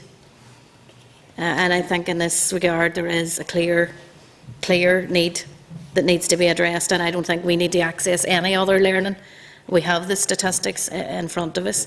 So I think Jim, yeah, sure. Question. Fergal McKinney, MLA, asked a very useful question on the 14th of January. I hope he doesn't quote that and use it against me, but being a bit serious because this is a serious issue. He asked the question about the availability of the drug Avistin. I hope I pronounced it right. Avistin, which gives prolonged life to ovarian cancer sufferers. In GB, it's part of the £200 million cancer drug funding, and therefore can be given. Here, there has to be a special bid made for it by the consultant or GP. The argument is that at the minute we can't really hold out much hope of a cure for ovarian cancer, but at least if we could enhance the remaining months and years that people have. Where do we stand on that drug at the moment? My understanding that Avastin is recommended by NICE for a variety of, I can't remember all the indications. It is not recommended, however, for the treatment of ovarian cancer. NICE did look at it and did not recommend it. In that scenario, we are very keen that patients have immediate and good access to specialist cancer drugs where they are recommended by NICE or other bodies across the UK. In situations, and we commission those drugs that are recommended for patients across Northern Ireland. For those drugs that are not recommended, we ask clinicians to put in what's called an individual funding request if they wish to obtain it for a patient. That is something that we look at within a week. We look at those every week, and they can be approved in certain circumstances. Now, I'm not even familiar with whether we have received many or any requests for that particular drug for ovarian, but it's not routinely commissioned at this point in time. The Minister, in response to Mr McKinney on the 28th of January, said that Target Ovarian Cancer had campaigned for this drug in GB, and that it is being administered to quite a few sufferers of the condition in England and Wales. So you're saying it's not applicable here, but would there be any difference in sufferers here or in England and Wales? My understanding is that it's probably been made available through the Cancer Drugs Fund in England and Wales rather than commissioned by local commissioners. If you're content to have answered the first question from Jim on the treatment side, can you reflect to me your thoughts on the Cancer Drugs Fund and why and the inequalities, if you like, it's producing in the health system, because not only Avastin but 37 other drugs are available in England through that system, which are not available here. And as Jim quite rightly points out, people are suffering the same. Would a Cancer Drugs Fund model be helpful here? Well, our view is that the individual funding request system we have here and also have in Scotland a similar process, that is working effectively, and that ultimately it's a clinical decision as to whether or not a particular drug is prescribed. And if there is a clinical recommendation around that, then there should be nothing inhibiting the system in Northern Ireland going forward on an IFR basis. Do you recognise the inequality that I talk about, given that those drugs are now available such a range of drugs are available through that system which aren't available here? Well, the inequalities not being, as it were, caused by the system here. We've questioned, I think, some of the evidence that is being presented about the availability of drugs compared to Northern Ireland. We won't actually fully accept the premise that there's any particular drugs being denied here. Okay, I don't want to stray too far into it, because it is, Fergal, you're right, a critically important we do need a discussion issue, but I don't want to. I know that we're slightly straying off it. Just by way of conclusion, I mean, I have to say as chair, I don't find it acceptable what we've been told today. I find it extremely frustrating and disappointing, I think is the word to use. And I think there are two issues here that we need to separate out. There's the issue of treatment. And, you know, all of us should be doing everything within our gift to ensure that, NICE guidelines are in place, the GPs are informed, and all of the pulling of resources can take place. But there was a very clear commitment based on need, based on the 3% of women who recognise the signs of ovarian cancer, on the need for a targeted solo awareness campaign. We are now being told that a year in, we're only having a pathway, which is in and around the treatment. It's not around the awareness. And the issue remains that if women can't recognise the signs, they're not going to present at their GPs. So, I have to say, I think the message has been very loud and clear across all the members here today. It remains our view that there needs to be a standalone campaign, and I would hate to think that it's been prevented because of financial situations. Because ultimately we move on, another year, another 18 months, people are dying, and I think that's the harsh reality of it. And they're dying because they don't recognise the signs early enough. So we don't need to look at learning from anywhere else. We know the statistics, and I think the message going back to the department, to the minister, is there needs to be that standalone campaign. Okay, and I thank you for your time here today. Thank you. Thank you, Chair. Thank you. Okay, members. Sure. Views of all members, and I think should we not, rather than simply letting it sit here, write formally to the minister on behalf of the unanimous view of the committee that we feel that the actions that were committed to last March should indeed be implemented as quickly as possible. Yes, absolutely. We should put that in writing, and I would suggest as well we reflect on what comes back from the minister, and a potential option may be to take this back to the floor of the Assembly. I would agree, endorse that. Okay, thank you for your time, folks. Members, moving on to item 5 is a review of transforming your care and older people. It's Assembly research paper, reminding members again that the committee had agreed in January to do a review of the issue of TYC, particularly on older people, in relation to supported living. Refer members to the clerk's paper and on the terms of reference as we've previously agreed, and that's at page 8 of your tabled papers. And I want to ask the clerk to just brief the committee on the terms of reference again. Just members, before that you hear from Janice and her research paper, just to remind members of the context of this piece of work.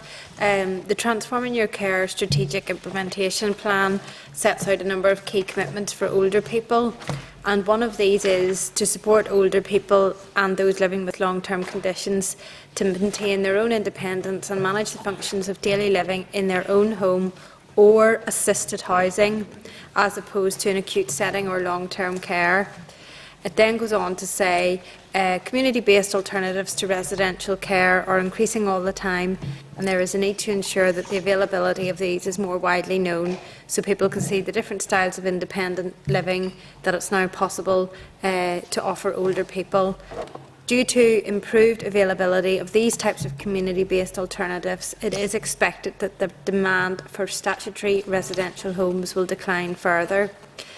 The terms of reference for the review are to consider the structure and availability of supported living options for older people in Northern Ireland, assess the capacity of supported living options to meet the policy objective of TYC in terms of reducing the need for residential home places, and to identify examples of best practice in other countries and regions which could be applied in Northern Ireland. So today the committee is starting this review by considering the research paper, which is going to provide further background. Next week, departmental officials are coming before the committee to provide evidence on what their proposals are in relation to supported living. The committee is then going to receive a further research paper on the 12th of March, as well as taking evidence from the 5 trusts on their proposals for assisted living. A visit to a number of assisted living facilities is to be arranged on the 19th of March, and maybe after this session with Janice, members may have some thoughts on where they would like specifically to visit. And then on the 9th of April, an evidence session has been arranged with the Older People's Commissioner, and further evidence sessions will be slotted in this term as we go along. Okay, can I invite Janice in? You're welcome, Janice, to Hello, give us an update in the thank you paper. for having me. Well, Catherine's already explained the background to this. So the aim of this introductory briefing paper is the subject of specialised grouped housing for older people, often referred to as sheltered housing. The focus of this particular briefing is the policy around and examples of this type of housing in Northern Ireland, and also some work initiated in 2009 from Westminster, Housing Our Ageing Population, the Panel for Innovation, or in short, HAPPY, as I'll refer to it in the presentation. The briefing paper also includes some good practice examples of sheltered housing from England and from Northern Ireland of sheltered housing. Before going into further detail, I would just like to reiterate that this paper is very much an introduction to the area, and further briefings may be produced as the committee's review in this area proceeds. So a first question to consider is, what impact can appropriate housing have on the health and social care of older people? The Westminster All-Party Parliamentary Group on Housing and Care for Older People highlighted that solutions to health and social care problems for older people often lie in the provision of specially designed homes.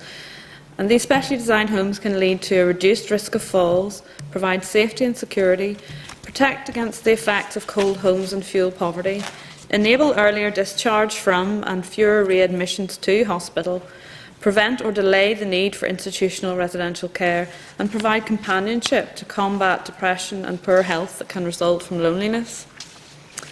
The policy aim in both Northern Ireland and the Republic of Ireland for some time has been to shift care from institutional settings to provide greater provision of services for older people living in their own home or in supported sheltered accommodation.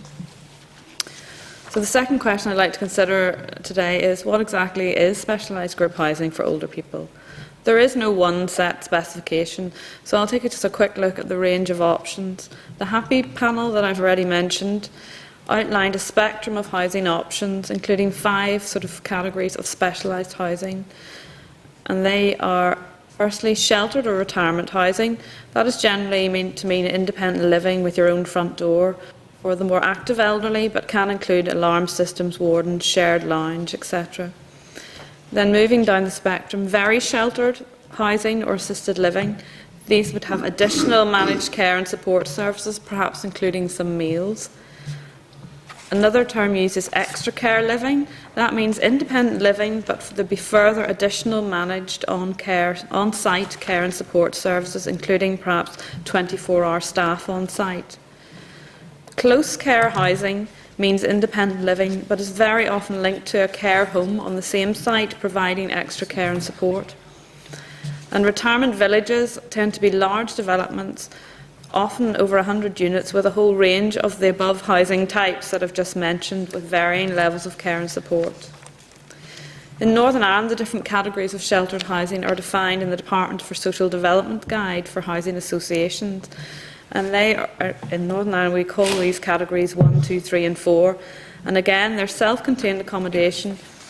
And Category 1 is for the more active elderly, Category 2 is for the less active elderly with a full range of communal facilities, Category 3 is more supported accommodation for the frail elderly, comprising a full range of facilities plus additional features and a more supportive management structure.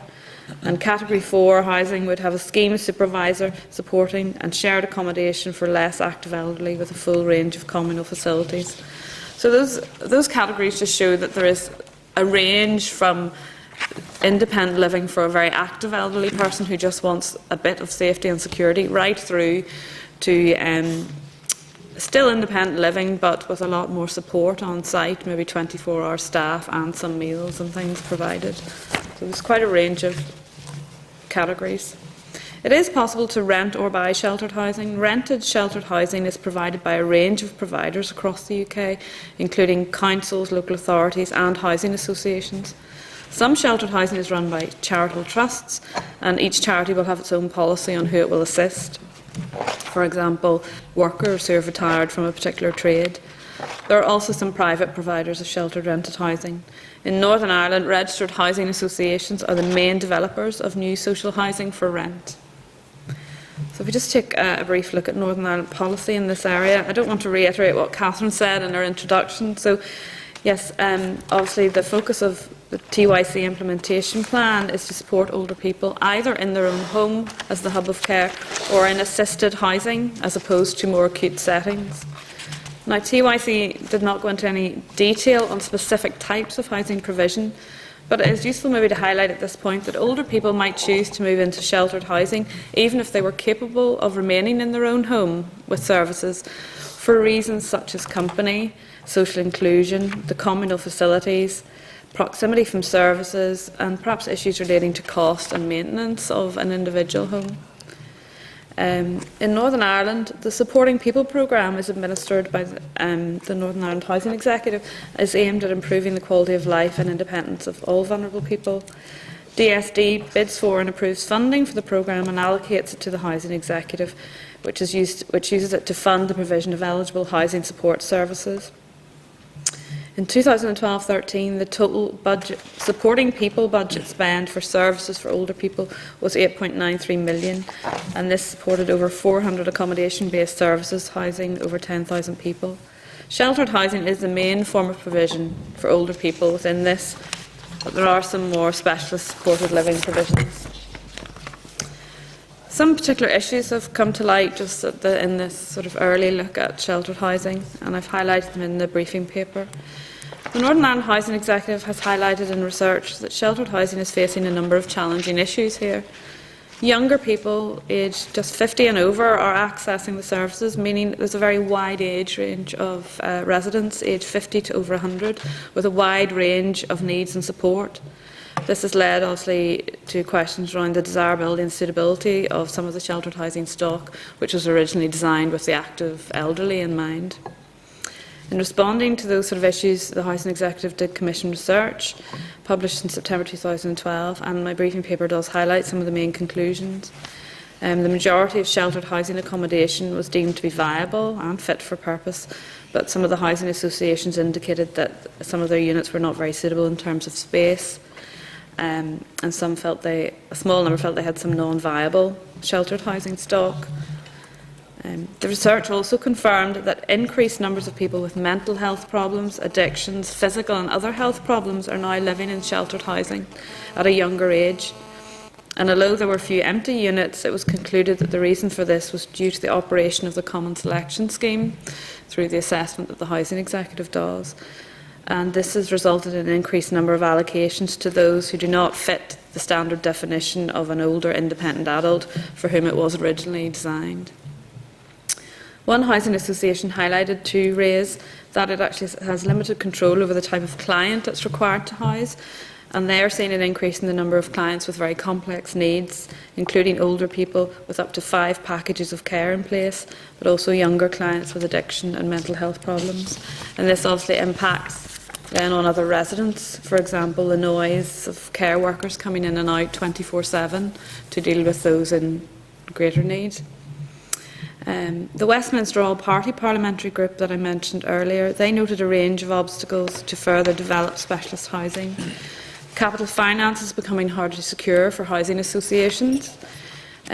If you're going to build a sheltered housing for sale, the prices will be higher to reflect the higher space standards and cover the costs of the shared communal areas and the expense of acquiring suitable sites close to amenities.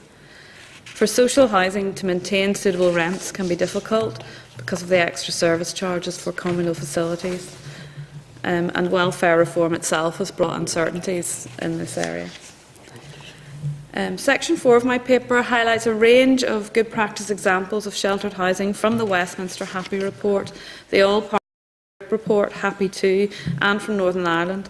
Now, I approached a range of housing associations and requested that they provide me with a good practice example from their housing stock rather than me just sort of select them at random, and these are all included. Now, I don't intend to go through these in detail, but they do show a wide range of innovative accommodation that the committee may wish to look at in more detail. So I'll just wind up now by highlighting that section 4.4 of my briefing provides an introduction to the use of technology for assisted living as well. In Northern Ireland, the TF3 Consortium is the current provider of a remote telemonitoring service.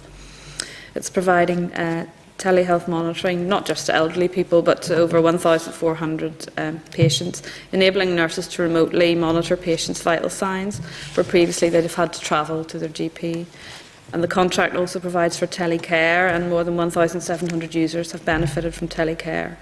This has been done in each trust area with different sort of access pathways and delivery models. So I'll just finish off there, and I'm happy to discuss any of these issues further, being mindful of the fact that obviously the committee's work in this area is just beginning. Okay, thank you again, Janice, for your work, and you are right to point out this is only the start of the process. Just 2 quick points, I suppose. The total SP supported, I suppose that's supported Supporting provision, people. supporting people, budget is 8.93 million. For older people, yes. Yeah, is there any indication in that, given the assisted housing commitment in TYC, that there will be an increase in that? That was just a figure that I took okay, as okay. to give you some sort of feel for, well, you know, the Yeah, supporting people I budget. probably knew the answer, but I just wanted Yeah. to check. Also, one of the things that I had picked up just through work with Fionnuala McAndrew, who's heading up the inquiry into residential care, was that there are proposals around, I'm assuming it's DSD who are leading around assisted housing and actually identifying. I'm just wondering if that's something that they're actually identifying, you know, site-specific locations. So I think it's something that we may want to tease out a bit, maybe. Yeah, I mean, I think it's... I'm not aware of proposals. We have but- a considerable number of housing associations, and they provide most of the socially rented housing and develop a lot of the sheltered dwellings, and the examples that are, if you have a quick look, even at the examples that are in the paper. I mean, I included some of the ones from England because of the big piece of work that had been done there. But here, I mean, I've got examples in there from Fold Housing, from Clanmill, I from suppose Helm, it's and it's probably they are not at working this with stage in the DSD. research, but it's just to ascertain if there are proposals, if there is an action plan around the requirement that will be needed in TYC to accommodate people who won't be in residential care type facility. I think that's certainly a question that needs to be asked, is what joined up plans are in place between DSD, because this has a huge overlap with DSD.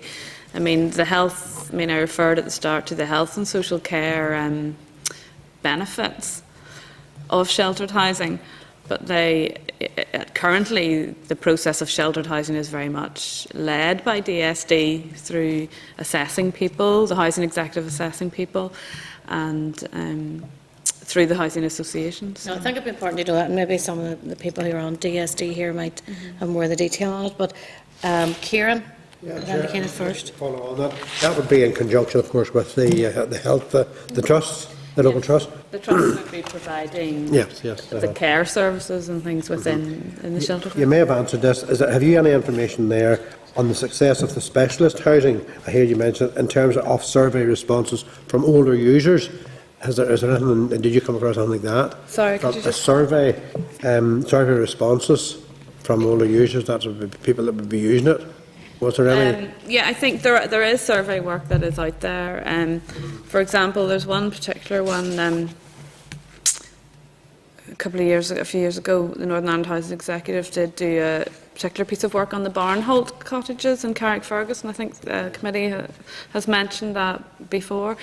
And there was a very specific piece of work done around that, with some very positive feedback about the scheme from the staff, the tenants and their carers. So that's one example of one piece of research that's out there, but there is other pieces of work out there on the benefits, that elderly people feel. I mean, one of the housing executives did send me a quote from one of their tenants, who said she had tried a lot of things that she would never have done in terms of art and community sort of outings and things that she would never have done if she hadn't moved into the sheltered housing. So it seems to be very well received by those who do move into it. But some of the research is showing that there is a bit of an obstacle sometimes to people knowing about it or understanding what it's about, or a fear of losing their independence even within the sheltered housing. So there's probably still a bit of work to be done around that.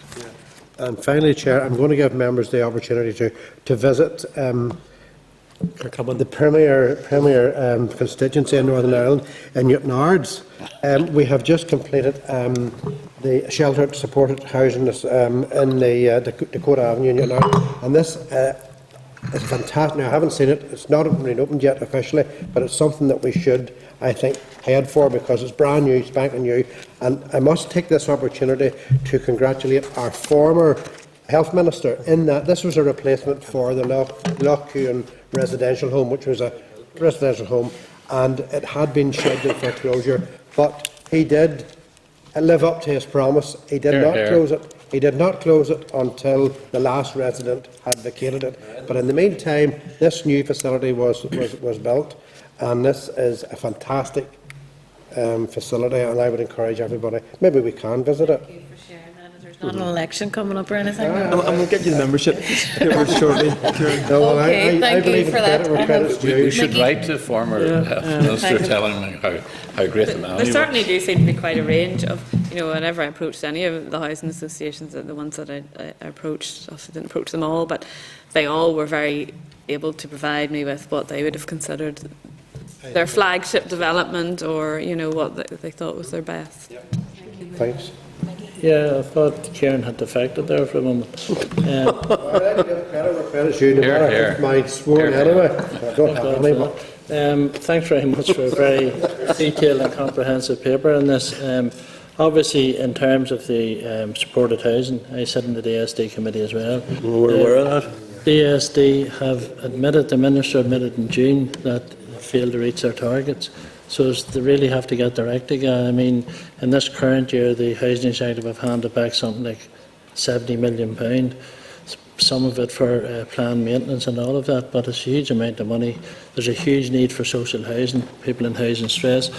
I think in terms of the supported housing, it's so important because our elderly population will have doubled by 2020 according to statistics, and if TYC is to be successful, then it's important that supported housing is built and built properly. I think the other thing too, there's a feeling, that social housing, supported housing should not be isolated. It has to be part of the community. And I think when you talk to some older people, they have a vision of being in the periphery of their community. And I think it needs to be so inclusive, and that's why older people need to be at the heart of all this planning. And I think that's so important, because if they're not, then they're going to lose out. And just we, as the DSD committee, went to, I think it's maybe Gordon's constituency. I don't want to speak too loudly about it, but we went to Hollywood. We went to Hollywood. Oh yes, you're spot on. The full headquarters, and we actually saw a very good example of telemonitoring, where they monitor sheltered accommodation. And while we were there, somebody actually fell, and they were literally able to get an ambulance there within 5 minutes. So it's so effective. But again, unless there's departmental cooperation, and at this point it seems to me, sitting in both committees, there's so many overarching issues, particularly around older people, particularly around the provision of supported housing and supporting people, where that budget has actually been reduced. And it's not just, we're not just talking about older people, we're talking about people with learning disabilities and various other particular problems. I think it's so important that that is addressed, and at this point in time, in my view, it hasn't been, and there needs to be that cooperation, because I assume we have ministers from the same party that really, it doesn't seem that bizarre that they shouldn't sit down and actually come to some conclusions about all of this. I think it is important. And no, Pam, you've sat in DSD to the chair, so I think you'll be aware that there are those overarching problems that sometimes aren't always addressed. Again, thanks for the presentation. It's very useful to have highlighted some of the issues that you have.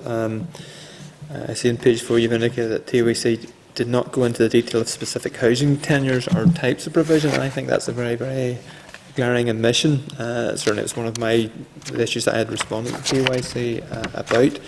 I hadn't been aware of these 4 categories before, I have to say. I'd only heard of sheltered housing and supported living. That's all the jargon that's talked about in the community. It's not talked about category 1, category 2. It must be quite technical. Who talked about these categories?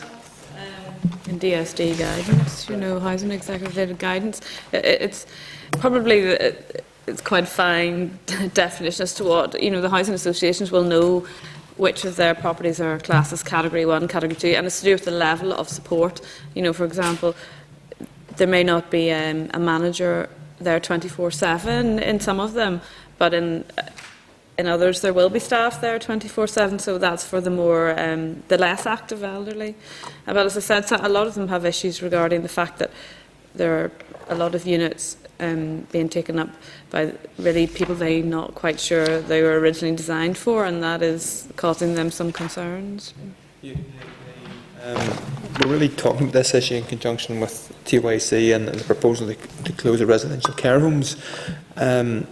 Certainly my perception is that a few people in residential care homes or who might want to go into residential care homes would be suitable for sheltered accommodation. It's generally supported living that they need at these higher categories. I don't know if that's category 3 or 4 perhaps. And certainly in terms of information on the ground in my own constituency, I'm aware in Larne there was vacancies in sheltered housing but no supported housing. So the type of housing that's needed, the alternative, isn't there. I go back to previous time I was on the Public Accounts Committee, and we were looking at this issue to a degree, care for elderly people or older people. And one of the issues highlighted was that there needs to be a joined up capital budget planning and ultimate planning between the two departments, because going forward funding is required from DSD and Health for supported housing, but I understand sheltered housing is just DSD funding. So I think that's an issue we do need to pursue as a committee, that where there is a clear need, there has to be a clear plan to make provision. Thank you. Right. Okay. Gordon, Sorry, Gordon.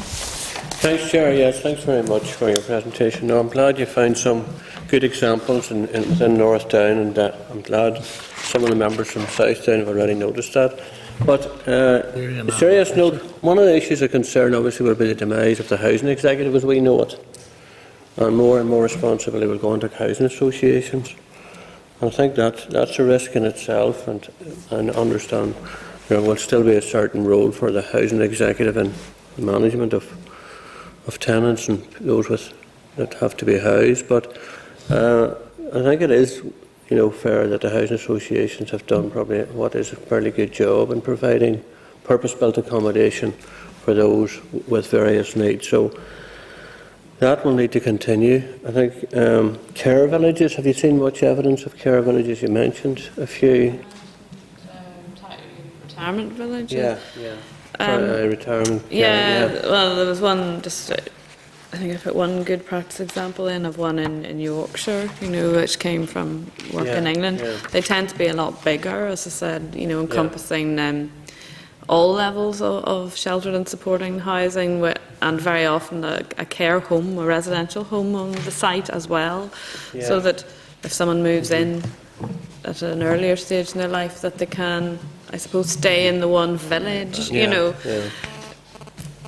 No, I think it is But because they're so important, big, sorry, they're probably not so connected with the community, as Mickey was making a point, whereas some of the smaller sheltered housing units that we have perhaps can be more integrated into the local community. I think that's the good thing of examples like Fold. They have built them within the various villages and towns, and they are part of the community, and the local people tend to want to go there.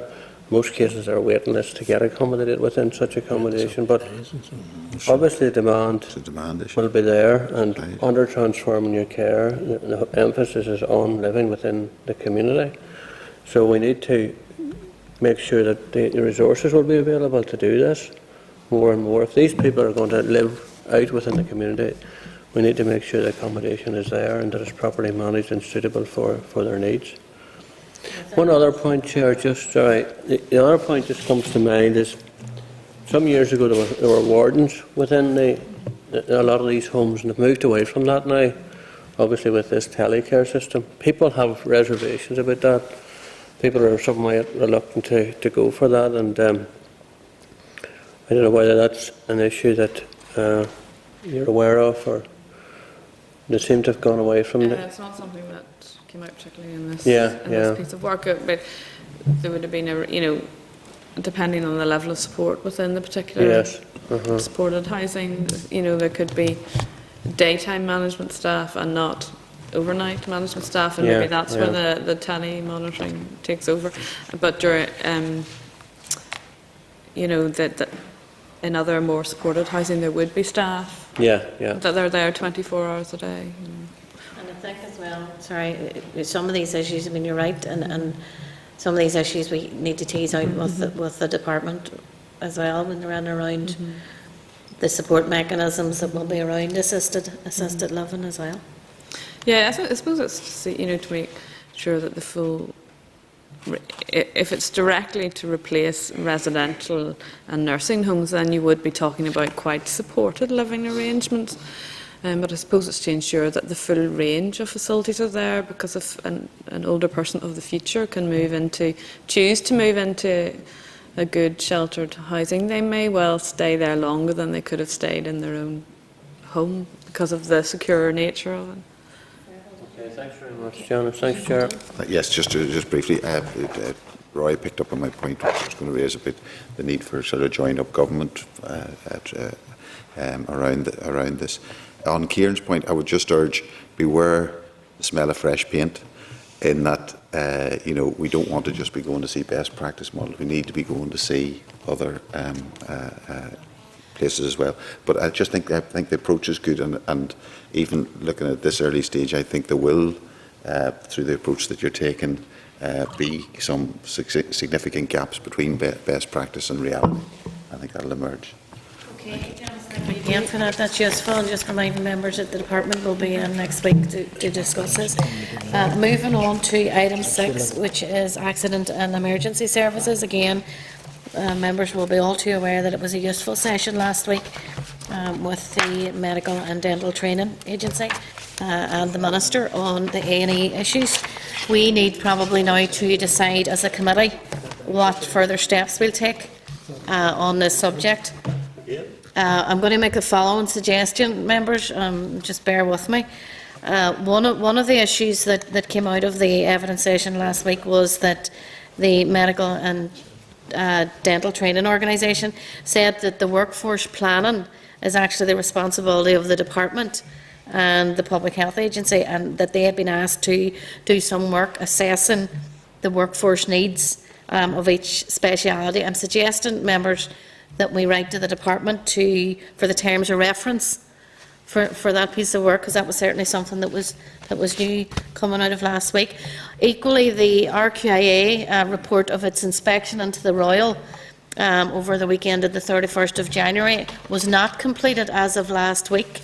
And again, I'm suggesting that we write to ask when it will be submitted to the Minister, and to ask that the committee is provided with a copy of the report. If members are in agreement with that. Also, the Minister had stated that he'd asked officials to provide data on the serious adverse incidents. I suggest there is an issue there around communication. Certainly there are, my understanding is that there has been procedures for handling serious adverse incidents that were issued by the Health Board in October 2013. I suggest that, given the fact that there seems to be a clear issue of communication back to the department and the Minister, and more importantly, communication to the families directly involved in this, that we seek a view from the department as to whether those procedures are either enforced or are robust enough. And I'm happy to share the reference from the HSC board with members in advance, if that would be useful. But I think we need to have that view from the department. The Minister has said that he will certainly be proactive in looking at the numbers of serious adverse incidents across trusts areas, and I suggest we ask to be kept informed in relation to that as this issue, very important issue, moves on. The Minister has also stated that the Department or the Board does not routinely collect data on serious adverse incidents. Members, sorry. Where there is a delay in getting treatment and where that delay has actually impacted on the undue death or contributed to the death of a patient. I am suggesting, members, that we write to the Department to ask how they now intend to collect that data as a matter of routine. There's clearly an issue about how the data has been collected, how it's reported and how it's communicated, so I'm suggesting that we seek that information. If members are comfortable that we write to the Department on those issues. Okay. I think also, members, just coming out of last week's session and indeed the kind of very important review into emergency care, that it would be useful to have an evidence session with the Belfast Trust senior management team. I suppose focusing on what they are doing to provide better working conditions for staff and emergency departments, and how they propose now to address the culture of the organisation so that good practice is applied in all parts of the hospital. Increasingly, it would be my view, but increasingly more and more sectors are referring to the fact that this is a whole system issue that needs to be reflected on. It may also be useful for the committee to visit, and I think very useful to visit the Royal Emergency Department. So I'm seeking members' views on the meeting with the Belfast Trust Senior Management and a visit to the Royal Emergency Department. Agreed. Can I ask also, Chair, last week I was a bit concerned about the mixed messages coming in relation to the new recruits. There was, I heard a figure of 4, I heard a figure of 6, I heard a figure of 8, and there was a figure of 11 mentioned. And I think we should seek clarification on that. I'm thinking particularly, okay, we're talking about the Belfast A&E, but if they can employ these new consultants, where is the Down, for instance, where is Lagan Valley going to fit in this scenario? Because it seems to me that all of the A&Es in Northern Ireland, or certainly most of them that I'm aware of, have been affected, are being affected because of the lack of staff, and maybe clarification along those lines. Okay, Kieran, I think it's a fair point, and I think we will seek clarity on the numbers, because part of the first suggestion I made around writing to the Department in terms of their responsibility and Public Health Agency's responsibility of the workforce needs. Sure. We'll touch on some of that, but we can clarify that point that you've rightly raised. So if members are comfortable, yes, Sarah Gordon. What you're proposing to do, I think it's good to follow up on it. I think the Trust has a number of questions to answer, and serious points were made. And one basic thing is in relation to the management structure. The senior manager should be aware of the issues and concerns raised by staff. If there's an open reporting, transparent system within the management of the Royal, then that should in all ways encourage communication upwards and downwards within the organisation. There should be no fear, there should be no blame going against those that make any complaints. There shouldn't be. It should be encouraged that there is open communication. I think that has not happened, and it's very unfortunate that certain staff have had to go to the media to make their open up their channels of communication. That's not the way to run any organisation. It's not the way that the health service should be run.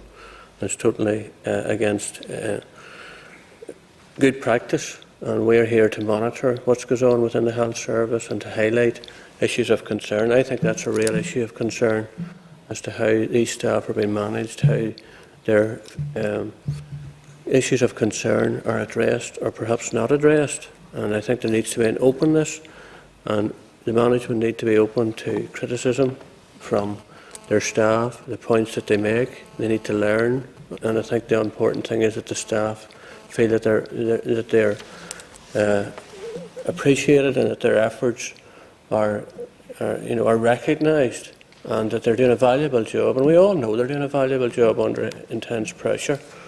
But there must be a two-way system in place, and I think these issues need to be addressed. And certainly, I had mentioned actually to Jim about the possibility of a visit. I just mentioned to David a few minutes ago. I think a visit would be useful, and obviously arranged or not arranged or pre-arranged, I think is something maybe needs to be decided. But I know a number of us have been there before some time ago. But it is useful, and I think it's good to get out on the ground and to see what is happening. Thanks, Chair. Okay, Roy, yeah. I'm content with your proposals, but the one thing we would need to build into any such plan is if the staff were under particular pressure, we would not wish to be adding to any pressure. So there needs to be some way of managing the workload and pressures that the staff would be facing at any particular time. And we'll try and manage that as best we can. I think it is about showing the kind of consideration that we have for the valuable work that the staff are doing, and giving an opportunity, particularly for senior management, to put their case.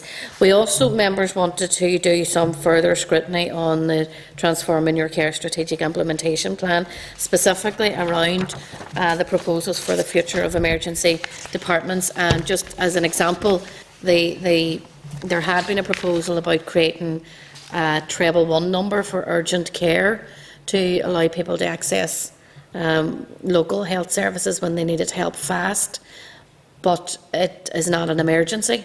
I'm suggesting that as we move on with this issue, that the committee could hold an evidence session specifically on the Transforming Your Care proposals around emergency care, so we can facilitate that if people are comfortable to proceed. There's one problem outstanding in the Royal, and I don't know the answer. The new critical care unit that should have been handed over long ago, as I understand, it's still lying empty and not handed over.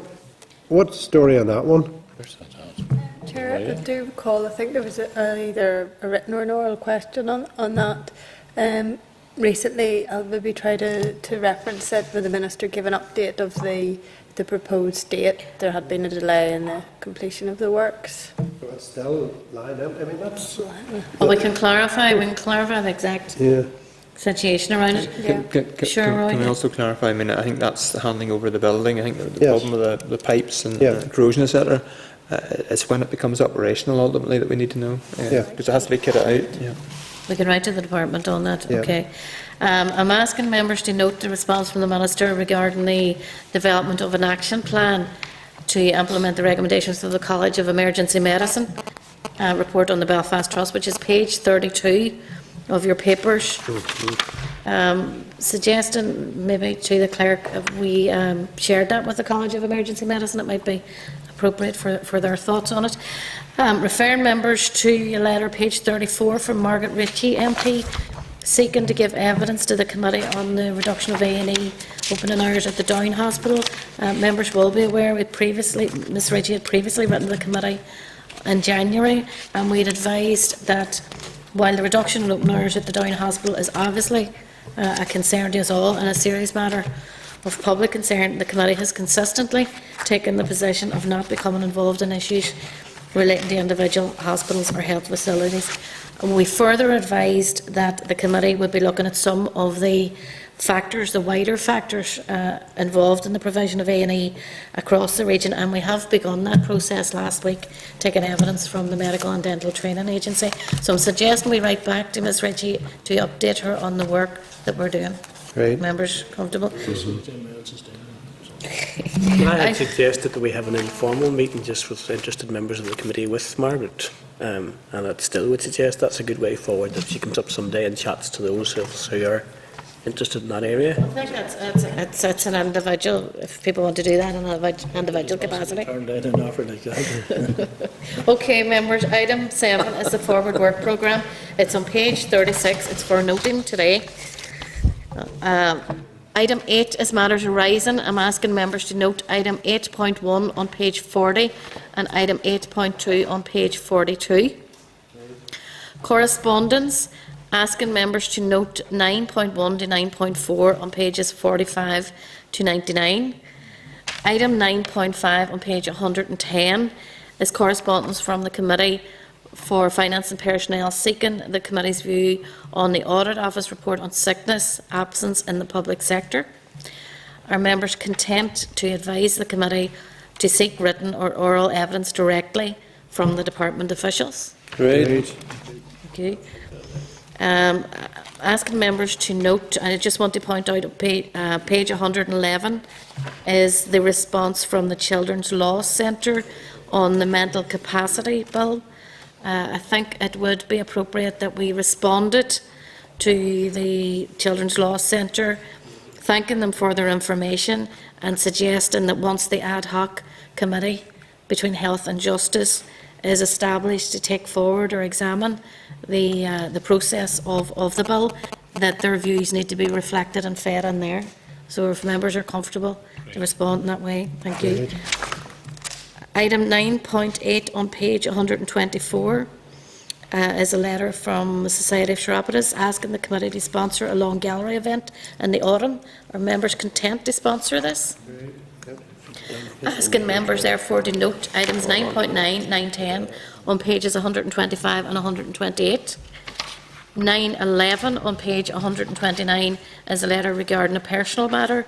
If members are content to refer him to constituency representatives and the Patient Client Council for support. And item 10 is any other business. Do members have any other business? Chair, can I just put on record Sure. what we spoke about earlier about the group that launched this morning, and they're called Caring About Recovery from Eating Disorders, CARED, and they're very important. And it's just to have that in record. We are going to write to the department for an update on what's the provision in Northern Ireland for that group. People are. Thank you. Thank you for that. Next committee meeting will be Wednesday the 20th of February, 2 o'clock in the Senate chamber. Thank you. Didn't see that there. Jim, I clarified regarding